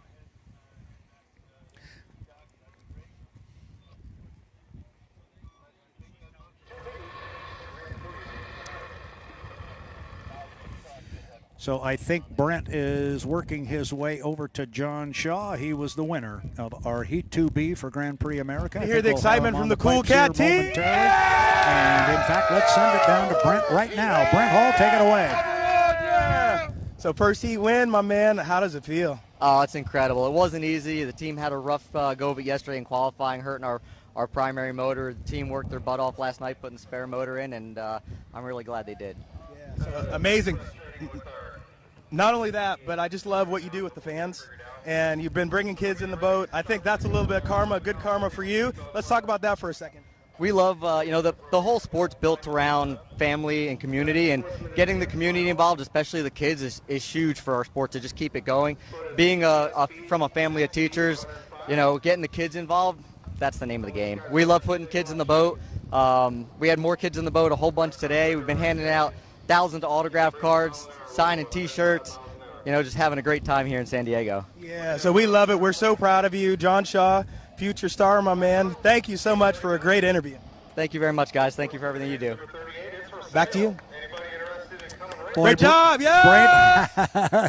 And that's what it sounds like in a winning pit area, and a great job down there, Brent Hall, and clearly a very, very happy John Shaw. They don't get a whole lot of those. If you were with us yesterday during the Grand Prix qualifying, you heard Brent Hall waxing poetic about the Cool Cat Motorsports racing team and how they interacted with the fans in Seattle, and certainly the one family that Brent got to know so well. And in that interview, it came up again, and clearly they've been doing the same thing here. It's what Brent and I are always talking about with regards to hydroplane racing.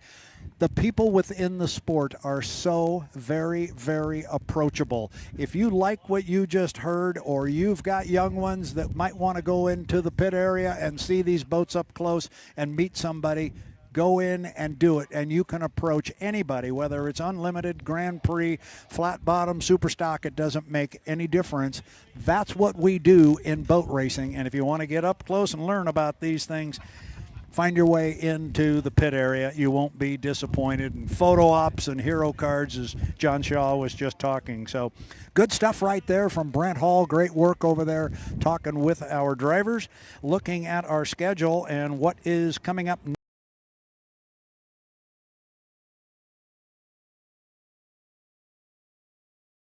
next. I'm looking at what we've got. That was Grand Prix Heat 2A and 2B. There's going to be some, for those of you up and down the shoreline here, we're going to have some flat bottom racing coming your way. That's what's up next. We got the SA flat bottoms, their final heat. The water all the time. Cracker Box is the one for you. They're going to be coming up. But for those of us on the H1 Unlimited Network, we are going to step away from the action here. I'm going to turn over my schedule and take a look at when we go again with H1 Unlimited, because we do have Heat 3 still to run today. The wind is blowing. I've talked to our chief referee. He says we are going to run. And right now, Heat 3 for H1 is slated for 4 o'clock. And that could move. So keep an eye on us on the H1 Unlimited Network. Keep an eye on things. It's approaching 3 o'clock now. So in about an hour, we're going to have H1 Unlimited back on the water. But if things, you know how things go at a boat race, change is the operative word for the day, especially when you're staring down the barrel of a pretty good breeze like we have here. But right now, that's the plan. We still have H1 Unlimited Heat 3 on deck and on the schedule. So that's what's coming up next. We're going to step away for a little bit right now, but we will be back in time certainly for H1 Unlimited. It's the 2025 San Diego Bayfair presented by Samson Rope. I'm Brad Luce. Tanner Faust is up here. He will be with me, and we'll be ready to go. H1 Unlimited Racing coming up around 4 o'clock. We will be ready to go. We hope you will be too. Stand by. We're going to be coming back here shortly.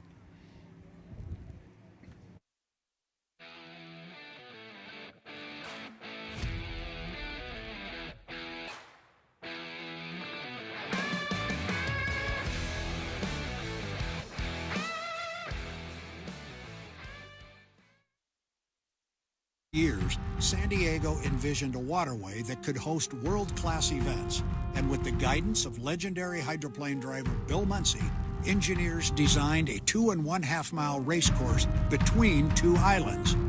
A massive dredging project in the 1950s formed East Vacation Island and Fiesta Island, both featuring sandy beaches sloped to dissipate waves created by the hydroplanes.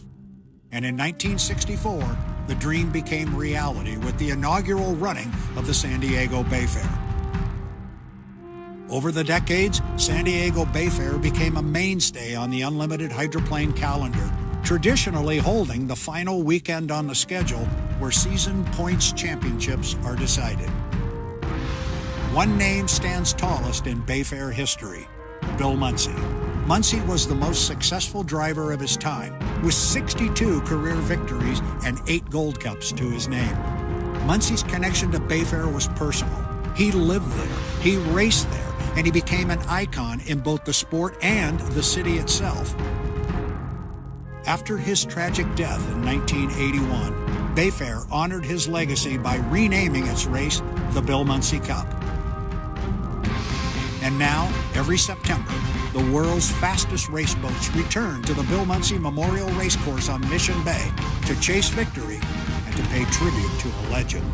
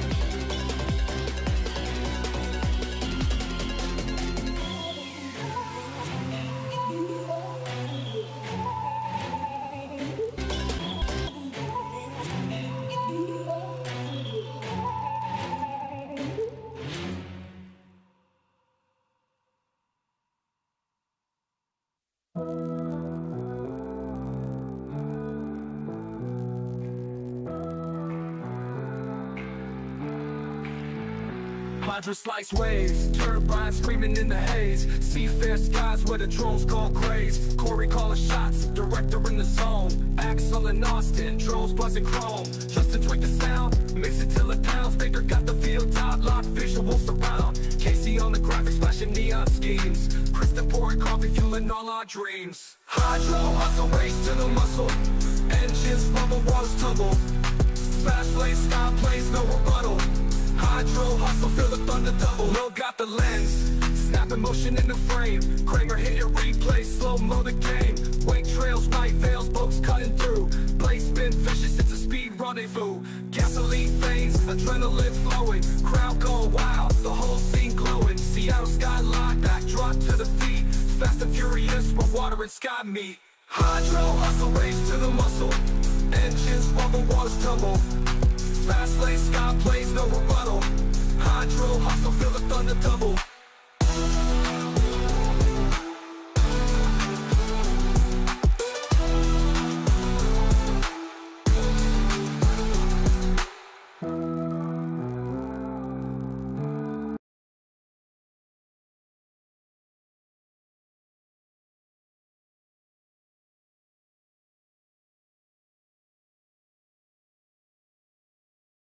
Seattle skyline, backdrop to the feet. Gasoline furious, where water and sky meet.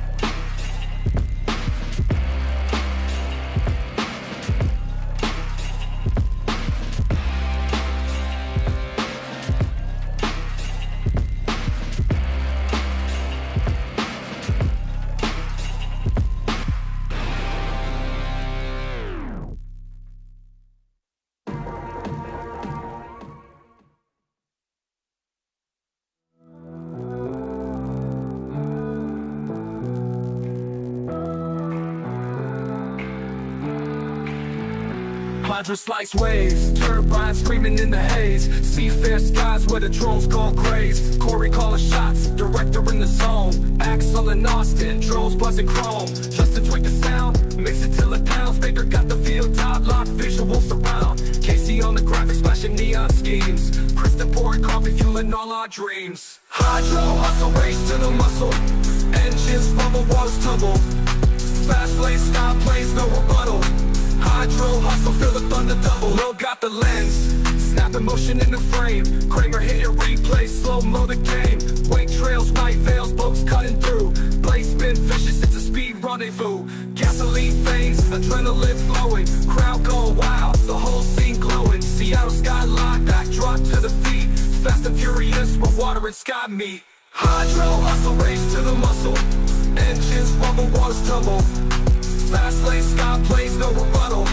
Hydro hustle, feel the thunder double.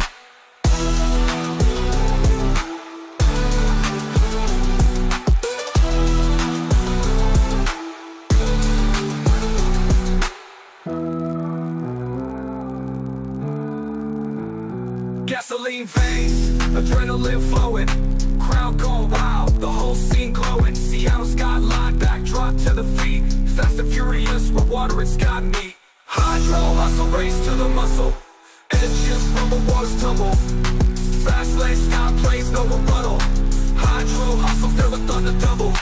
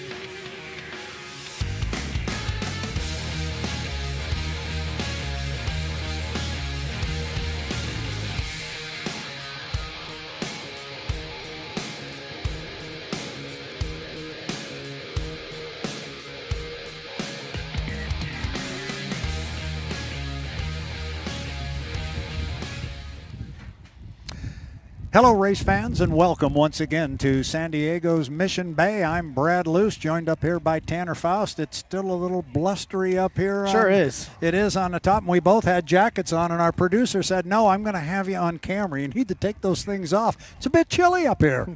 It is. I mean, over in the pits, they're sweating it out. There's no wind at all. You can see the water's glass. But this channel of air that is such a unique feature of this particular course that shoots right through the middle of the track, of course, blows also right into the timing tower. So we're not quite where we want to be with H1 Unlimited racing today. We had hoped that when the day was done, we'd have 3 heats of competition in the books. Hopefully we will have 2. As of right now, we've only had 1, but we're getting ready for Heat 3. And the reason we are a heat down from where we should be, our Heat 1 today unfortunately started, and it was going to be a good one. Corey Peabody and Dave Villwock were hooked up in a great 2-boat duel, but down at the bottom end of the race course on lap number 2, Corey slid out a little bit, got into the skid fin wall of Dave Villwock and the U-27, and I probably don't have to say anything else. Those of you that have seen enough boat racing knows that's not a good thing, and over he went. Good news is Corey Peabody is okay. We then ran Heat 2, which Corey was supposed to be in, and we listed him as a participant in that heat because technically they had not yet withdrawn from the event. They have now done so, so they are done. That's probably going to cause another change in our schedule tomorrow. We probably will delete heat number 5 as far as a preliminary heat in the round robin format with only 4 boats instead of 5, and anyway, things change. So that is probably the biggest development that we've had since we were last talking H1, that being the U9 and Corey Peabody is done for the day. They are done for the season. Sure enough, and it was, I mean, it was a dramatic crash. First one I've seen that ended up on its lid, and yep. Corey did the impossible and got out of that little hatch on the floor. So far it looks fairly superficial. I haven't heard anything from the team directly as far as repairs overnight, but hopefully they'll be out running tomorrow. Well, with the fact that they've withdrawn, they're done. They're done. They are done. They are over. So obviously they got in and took a look at things, and they signed the paperwork and said, no, there's too much damage here. We can't do it. If there was any way, trust me, they would have been out there. If Corey had to row it, they would have it out on the water. So unfortunately, we're not going to have the Beacon Plumbing and Corey Peabody, our defending Mission Bay champion, as he was the winner here a year ago. Not going to happen. But we've still got racing to go today. We've got more racing to go tomorrow. We've got our Heat 3 on deck. It's coming up here pretty quick. They're putting the boats in the water now, and you and I are getting ready for that. But I think before we do that, we're going to take a little bit of a break here, and we're going to show some of the work that is done with the onboard cameras. And I believe you had a conversation with H1's Walt Otenad, who handles our GoPro program, and he's taken this thing to new heights. It's really cool. So I think we're going to go to that, and I want to hear what you had to say and what you learned. Yeah, it was a little while ago, so I'm looking forward to hearing it too. No, it's fascinating. I mean, one great thing about racing is there's innovations on every single front, and even accumulating the content, there are amazing innovations that Walt has done. So we can take a look at that.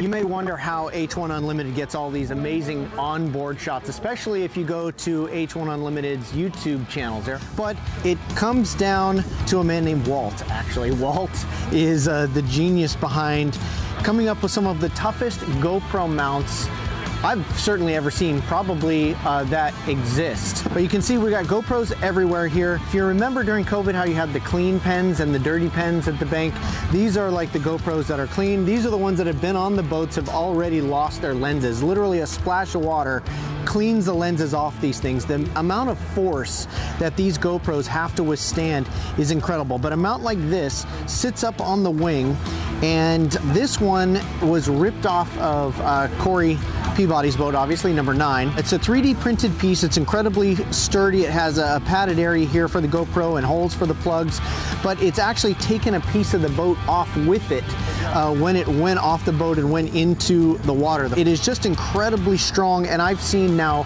3 blowovers, and the GoPro housing and camera have always survived. Walt, thank you so much for letting me, sorry, I know I invaded your desk here. It's quite organized system here. So is this the first year that you've implemented this kind of mount? Yes, sir. Yeah. Yes, sir. I've done this for 15 years, and I have literally 75 GoPros in the bottom of lakes and rivers across the United States. But the nice thing about GoPros, and I asked this question when Corey Peabody had a problem the other day, I asked if there were G sensors in the boat. Because in racing, there's always a G sensor to let you know what the driver was subjected to tell the doctor sometimes what they need to look into. But the GoPros do have G sensors. What's the most extreme lateral G you've seen on a GoPro? I've seen them spike to 7, 8 in the turns, and even up to literally 10 instantaneous vertical, because people don't quite appreciate how much of a pounding these take in a vertical dimension, as well as, you know, yeah, I mean, 200 miles an hour, and it's not always the most smooth water out there. And you think about a lateral G spike. Okay, sustained 3, 7,000 pound boat, that's 21,000 pounds being pulled laterally on that beautiful skid fin, which explains why those arms are just so beefy and those heim joints are so insane. But with a spike to 7, so that's 49,000.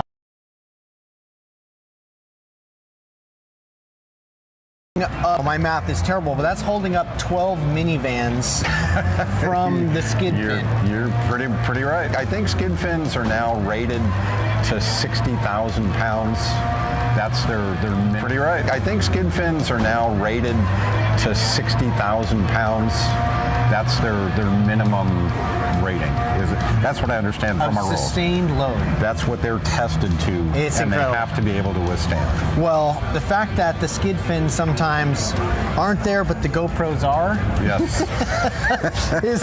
is amazing what you've developed here. So thank you so much for the amazing images. It's a serious GoPro operation here. I mean, you just look at the YouTube page, and the footage is absolutely spectacular. So thank you for what you do, Walt. You bet. Thank you, Tanner. Thanks a lot.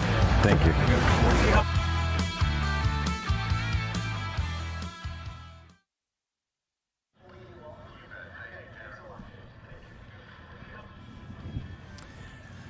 It was at least 5 minivans. I'm not sure. That was pretty good. And what Walt has done, he's just taken that. He has just taken it to a whole new level, and he's always thinking, and he got this 3D printer, and he was sending out emails, hey guys, wait till you see what I'm doing, and he's just always thinking, and now he's got those same brackets that he's got on the H1 boats, he's got them on the Grand Prix, so yeah, that's what he's doing, and Walt's got a job, it's Onboards, he does a great job, and everybody loves to watch his footage. Yeah, and having people like Walt involved in the series is so critical. With such exciting, dynamic content possible, being able to capture it is really difficult. So you get an innovative thinker like Walt involved, and you can really grow a sport like this rapidly around the world. Absolutely. So you and I are getting ready for Heat 3 for H1 Unlimited, but I think we're going to send it down to Erica Allred right now. She's going to give us a heat preview for Heat 3 H1 Unlimited on deck.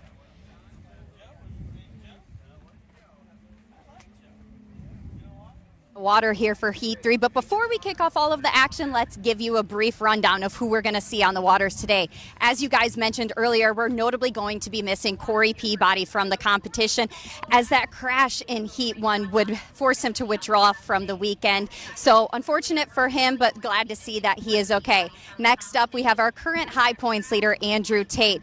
Every time we speak to him, it is the same sentiment. He cannot say enough about this team and the boat that they have put into competition this year, and again, it's shown in his results. Next up, his teammate Dave Villwock. Coming into this weekend, he said he and the team were searching for more speed, and after qualifying, he told me they found it. But now today, it was about getting the boat under control. So I'm looking forward to seeing what he can do, as we saw him really shine in Heat 1. Next up, and certainly not least, we have Jamie Nilsen. Coming into this weekend, he said he wants to contend for those heat wins. He wants to turn those into his very first final victory. While he certainly can't win it here today, he can lose it. So I'm curious to see how these guys will play it here in Heat 3, and can't wait to kick off all of the action. How about that? Good job by Erica Allred down there giving us a little preview for our Heat 3 for H1 Unlimited. We're supposed to have 4 boats, but we're down a boat now with the scratch on the U9, the Beacon Plumbing. So we're not going to have Corey Peabody in this one, he's done for the weekend. And as she said, it's going to be Jamie Nilsen, Dave Villwock, and Andrew Tate. It's going to be interesting for me, Tanner, to kind of watch this because we saw Andrew testing and running on the outside in the last heat, and he went to the outside by design. So did Dave. Usually we fight for an inside lane. Are these guys going to fight to see who gets on the outside? Yeah, they both showed huge speed in qualifying, which is typically you have a wider track to work with in qualifying than in the heat races where you're stuck to a single lane. And so it can be an option to just choose something more to the outside so you can take a bigger radius corner, keep a higher gear, maintain a higher speed, and both drivers seem to go for that. Jamie Nilsen wasn't in that heat 2. He hasn't got a complete heat under his belt yet to really test out what gearing he's gone with and what prop he's gone with. But in heat 1, he was competitive. It ended up slipping away from him right before it was canceled. So he'll be looking for a better result now. Yeah, and I think I think Jamie will definitely put his boat on the inside lane. He's very good at doing it. He seems to like the inside lane. I think they set the boat up for that. And I think especially in these conditions with the salt water and what we've seen in the testing getting ready for the racing here, I think Jamie Nilsen is probably a pretty solid bet for the inside lane. And then it'll be between Dave and Andrew to see who goes in the middle. Dave, if he gets in the middle, as we saw in that last heat and we talked about it, he can't be late to the start. You just do not want to be late in any racing into that lower corner. You don't want to drive in the hallway between a couple boats, but especially in the salt water. Yeah, we saw that, and it must be, with somebody so experienced to back down as soon as he starts eating some of that saltwater spray, it must just be so detrimental to your weekend, surviving the weekend with all the hardware intact to have the saltwater into these turbines at that temperature. So he said, nope, I'm out of here. He backed out, took 225 points, and he'll live to fight another day. Well, that another day is here. Now, it'll be interesting to see just how hard he wants to fight against Andrew Tate, but I think he wants to come out.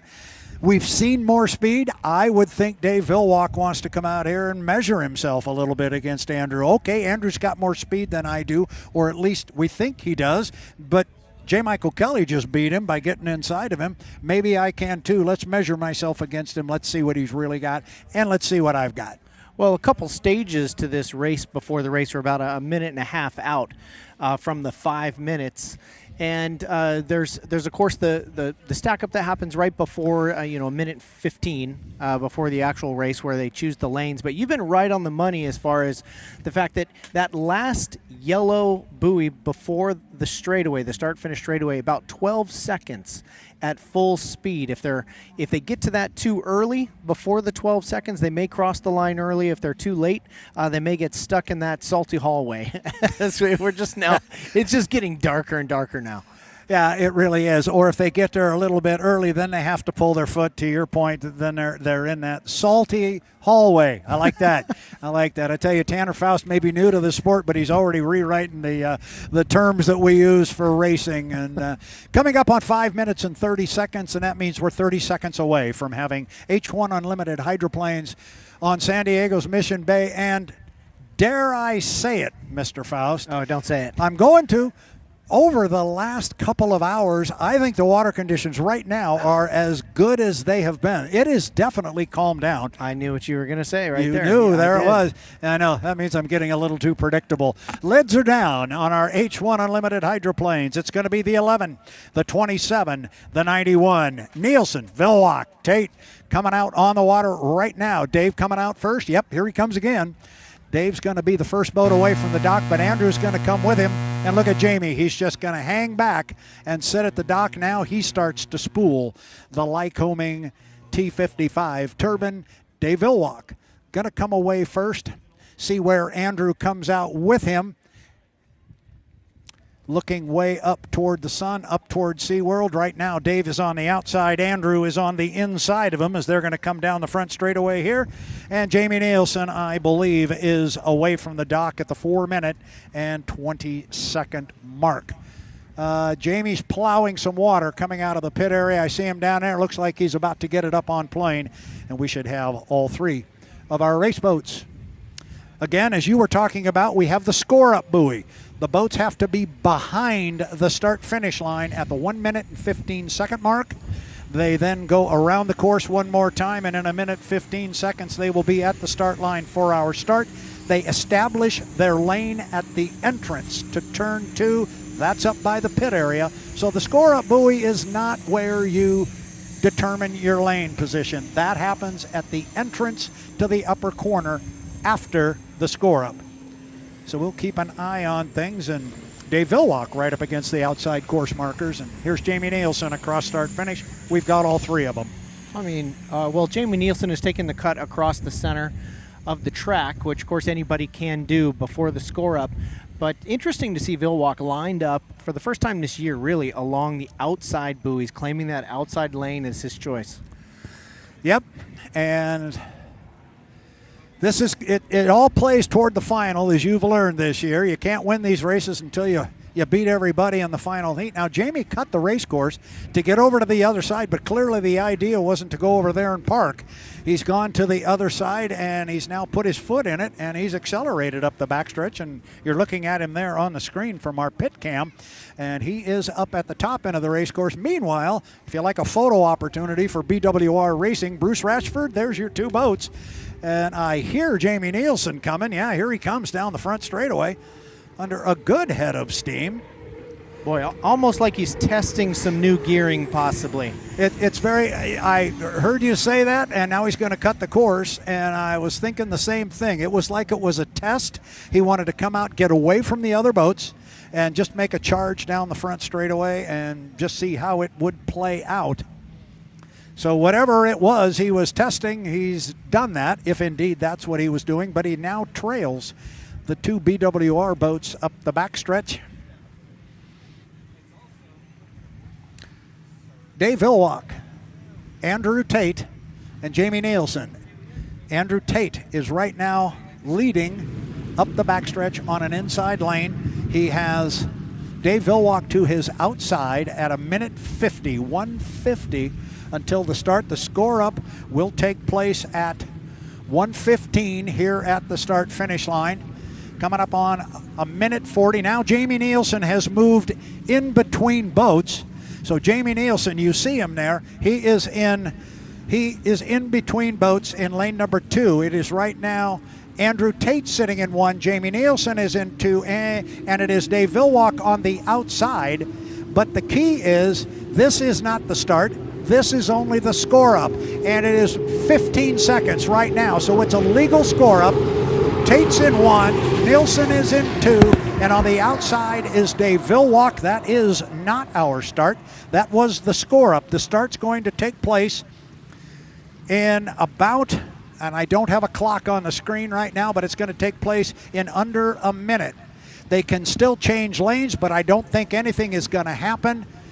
And this is going to be very interesting as they come up the backstretch with 45 seconds until the start, because I would not have expected Andrew Tate to sit in lane number 1, but that's exactly where he is, Tanner. He is sitting in lane number 1. Jamie's in 2. Dave Villwock is on the far outside as we approach 30 seconds until the start. So a very interesting development. I think, Tanner, if I was going to make a bet on who was going to be in what lane, this is not the way I would have laid them out on the water. Jamie's in 2, Andrew's in 1, Dave is on the outside. We're 15 seconds. Tanner was saying about 15 seconds up there where they are. This could be a good start. We are inside 10 seconds, and all 3 boats are abreast. They start to accelerate to the line. We are 3, 2, 1. Mark looks to be clean. Villwock with boat speed, but it's Andrew Tate breaking the clock from lane number 1.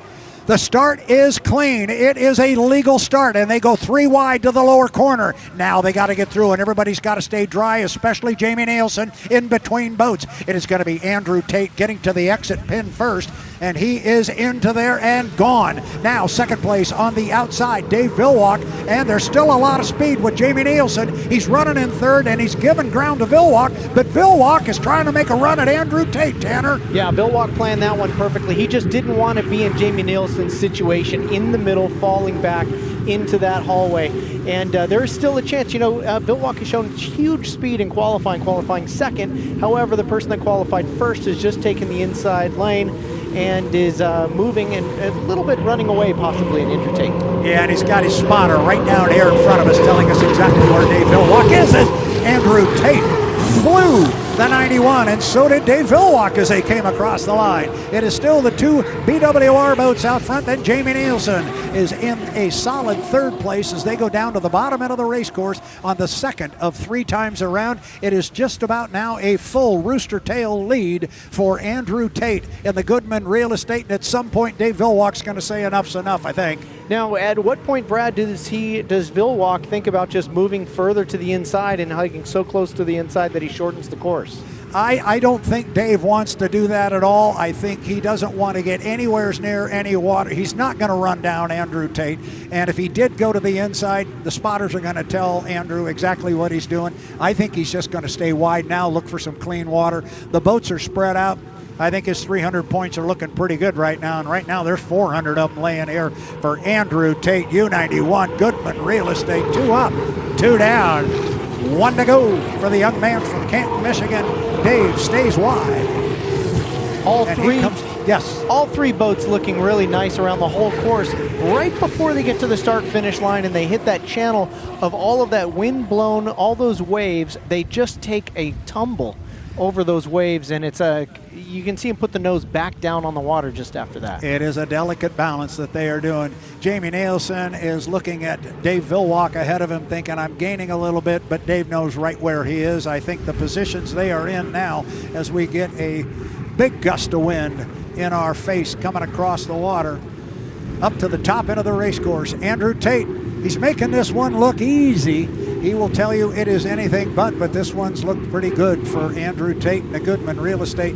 This is really going to help him in the national high points chase. His magic number was about 1,300. It's going to drop to about 900 when he comes across, and he does, with a first place finish in our H1 Unlimited Heat 3. Here comes Super Dave. He will come home with a solid second place, 300 points, 225 for Jamie Nilsen in the FLAV-R-PAC. So aside from maybe the lane position at the beginning of the heat, I think that one kind of went maybe the way we might have expected. Well, it certainly went in the order of qualifying, and we haven't seen Andrew really favor that inside lane much throughout the season, since he does have quite a bit of boat speed. But in this case, it's probably the cleanest place to be if you can get a confident start. There you had Dave Villwock learned the lesson by getting trapped in the middle in the previous heat and decided, you know what, I'm just going to choose the outside lane. That way I can stay dry regardless of what happens, whether I'm ahead or behind. Yeah, and I think you're hitting the nail right square on the head. I think he got caught there in the middle last time, didn't want any part of it this time, and made sure he got a lane that was a little bit more advantageous. So, first place, at least on the water, and we'll keep an eye on our officials who are just down to our left. We'll keep an eye on them and what they have to tell us with regards to whether or not it was clean on the water. And then, of course, the boats have to go through tech inspection. But on the water, it was the U91, Andrew Tate and the Goodman Real Estate. Second place to Dave Villwock in the Miss Apollo, and third place to Jamie Nilsen in the U11, the Miss FLAV-R-PAC. Getting a good look there at the U91, Goodman Real Estate, Andrew Tate, as he heads back toward the pit area. Well, that certainly bodes well for Andrew Tate's championship. Clearly for this weekend's cup, it does as well, but for the whole championship, he comes in leading. His biggest threat now with Corey pulled out is J. Michael Kelly, who was not in that heat. And JMK is going to have to do a lot tomorrow in order to make up the ground that he's lost today. Yeah, and as we have learned, our officials have already deemed that the racing on the water was clean. So now it is just a matter of putting the boats through tech inspection, and that's kind of what we would have expected there. I didn't think we saw anything that was questionable. The guys were certainly giving everybody a lot of lane space. Again, it's the salt water. Nobody wants to get too close, and as we've said many, many times, even Erica just said it when she was down there in the pit area, you're not going to win the Bill Muncey Cup today. You could certainly lose it. Don't do anything stupid. We've already lost one boat today, so let's keep the boats on the water.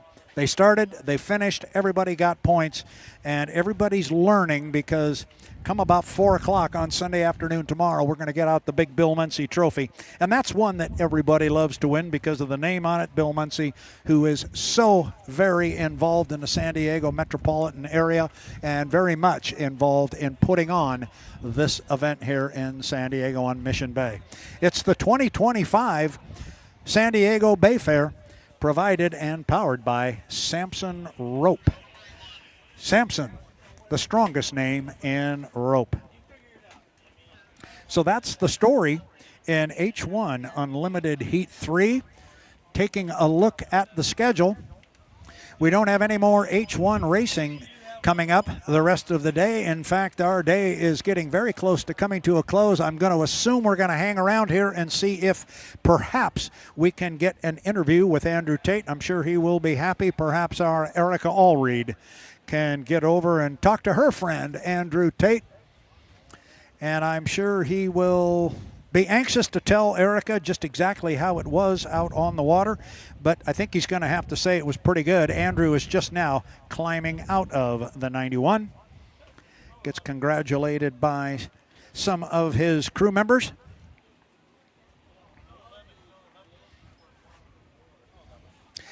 Andrew Tate he's just had an amazing season. It's been very up and down. The boat has been so strong and so fast all summer long, and it was just tough breaks that cost him a spot on the front row at the APBA Gold Cup in Tri-Cities. But he was clearly the fastest boat there, and he came out of there never winning a heat of competition. And at the end of the day, he didn't have enough points to be on the front row.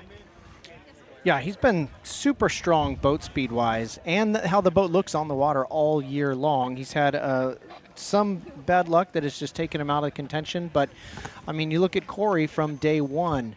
From the very first outing this year, had Dave Villwock come sweep across the bow of his boat, clip the water, destroy the front end, and it unfortunately just hasn't slowed down since. For him, it's been motor problems, and racing is full of problems, and we only see the ones that come to the surface when it counts. Right. But there's been enough that have counted in a negative way for Corey that it's really unfortunate to see this in the last weekend, him having to withdraw. All right, so we're waiting on our Erica Allreed to catch up with Andrew Tate, the winner of H1 Unlimited Heat 3, and I think Erica is just about ready. In fact, let's throw it down to Erica Allreed with the winner of H1 Unlimited Heat 3.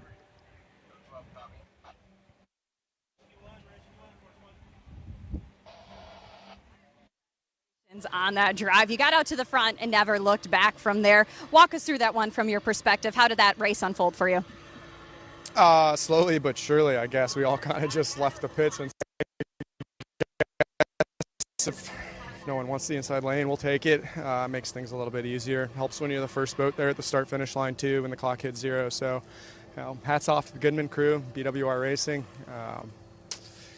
Saturday's over. Here comes Sunday, Championship Sunday. So we'll put our best foot forward tomorrow, and looking forward to having some fun.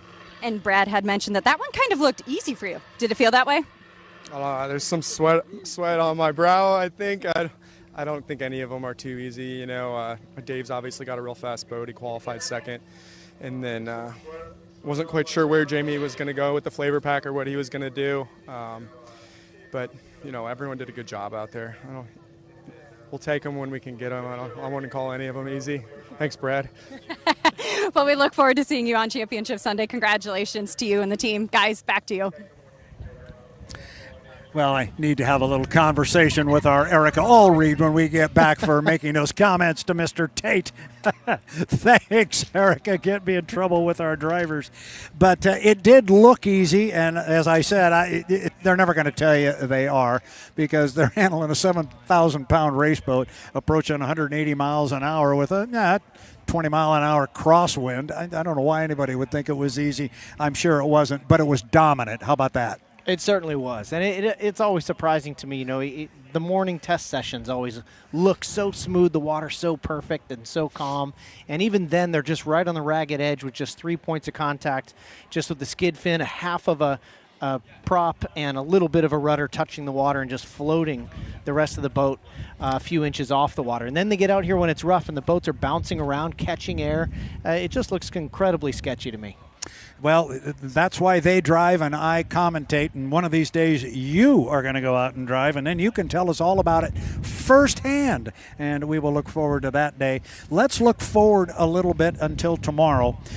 We're going to be down a boat, obviously, so we've got a 4-boat field. I suggest that's going to claim our heat number 5 tomorrow, so that may affect our schedule. When we had 5 heats still to run before the U9 had withdrawn from the event, we were planning to rerun heat 1 because we still have to go back and run that heat. That was the heat in which the accident occurred. We were going to run that heat during tomorrow's test session, which is scheduled for 9 a.m. But now that we are going to be able to take, or are going to take, the 5th preliminary heat off the table, I believe. Now that we're going to do that, I'm not sure we will run heat 1 during that test session. We'll let the officials figure that out. Whatever you want to do, keep your eyes on the H1 Unlimited. Keep an eye open on the YouTube channel as soon as the officials advise us of exactly what the schedule is going to be to run. And then, of course, we got the Bill Muncey Cup final. We will have all the numbers tabulated after we get an official finish order on this heat that we just ran. We will have all the numbers figured out tomorrow on how many more points Andrew needs to secure the National High Points Championship, and exactly whether or not J. Michael Kelly has a shot at catching him. And the stat man tells me that he does. I'm looking at him, and I believe that is true, that I can read his lips there. He says, I have no idea what you're saying. I was trying to communicate with. So let's go back instead and take a look at the highlights here for the heat we just ran, which is H1 Unlimited Heat 3. And you're looking at the replay here of the boats after the score up. The boats are coming up the backstretch here. And here's where the lanes were already established, and they're now coming down to the start. You're going to see Andrew Tate, who's going to break the clock. He did. This is up the backstretch. Dave Villwock had the boat speed at the start-finish line, but he quickly gave ground to Andrew Tate in the 91, the Goodman Real Estate. And there's that body of water, or those waves on the water that Tanner was talking about. As they came across start-finish line, everybody was waving the bottom of the boats a little bit. And there's Dave just staying out wide, looking for clean air and clean water. He was finding it. Andrew Tate coming down and picking up 400 points and a checkered flag, at least on the water. And we will find out if he gets those 400 points from the tech truck. A great analogy yesterday from Brent Hall with regards to awaiting the boat going through tech inspection. He says Andrew has inserted his debit card into the cash machine. It has spit the card back out. He's done his part. He's waiting to see if the money comes out. And I thought that was pretty good, but that's exactly what it is here for 91 and Andrew Tate. I mean, it is a complicated process, but they have streamlined it. They literally take a box out of one of the sponsons and plug it in, and they get the answer right away. So Andrew Tate, victorious again, top qualifier, and not going to have the perfect weekend because he did not get a first place finish in his first heat today, which was H1 Unlimited. Heat 2, he was beaten by J. Michael Kelly in the U8, the Beacon Electric.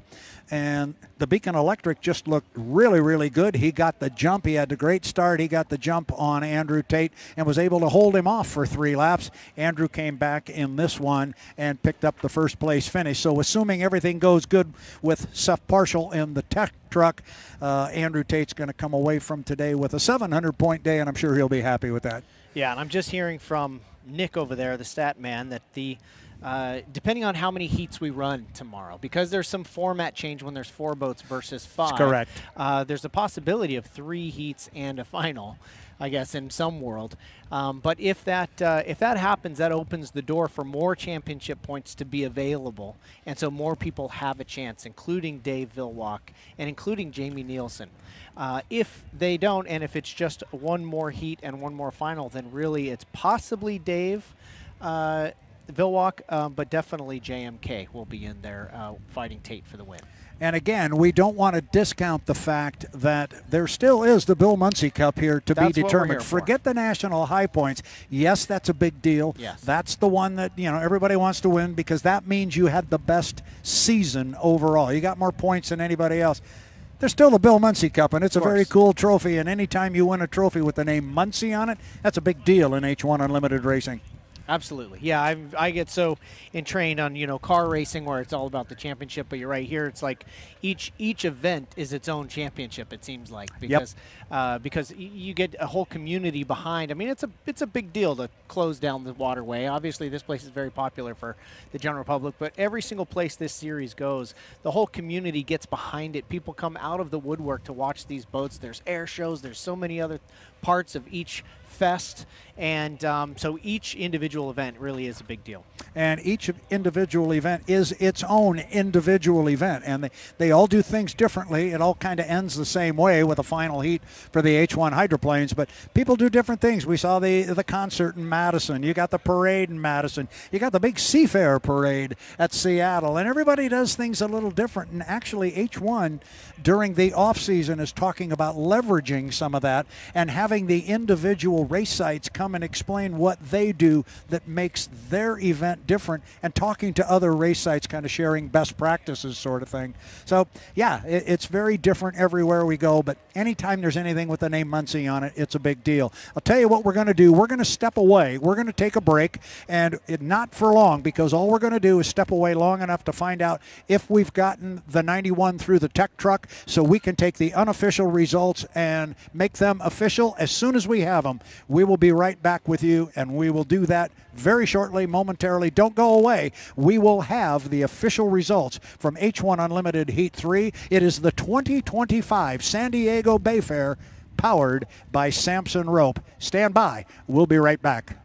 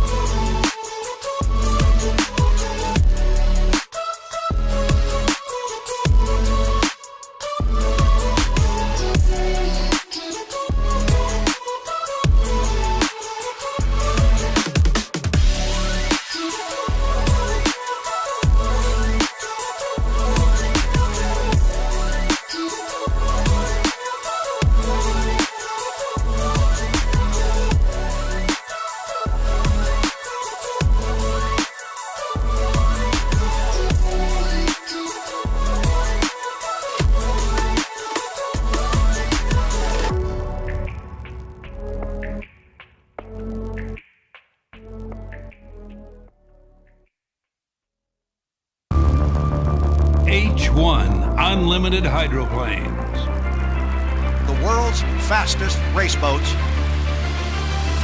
10, 9, 8, 7, 6, 5, 4, 3, 2, 1.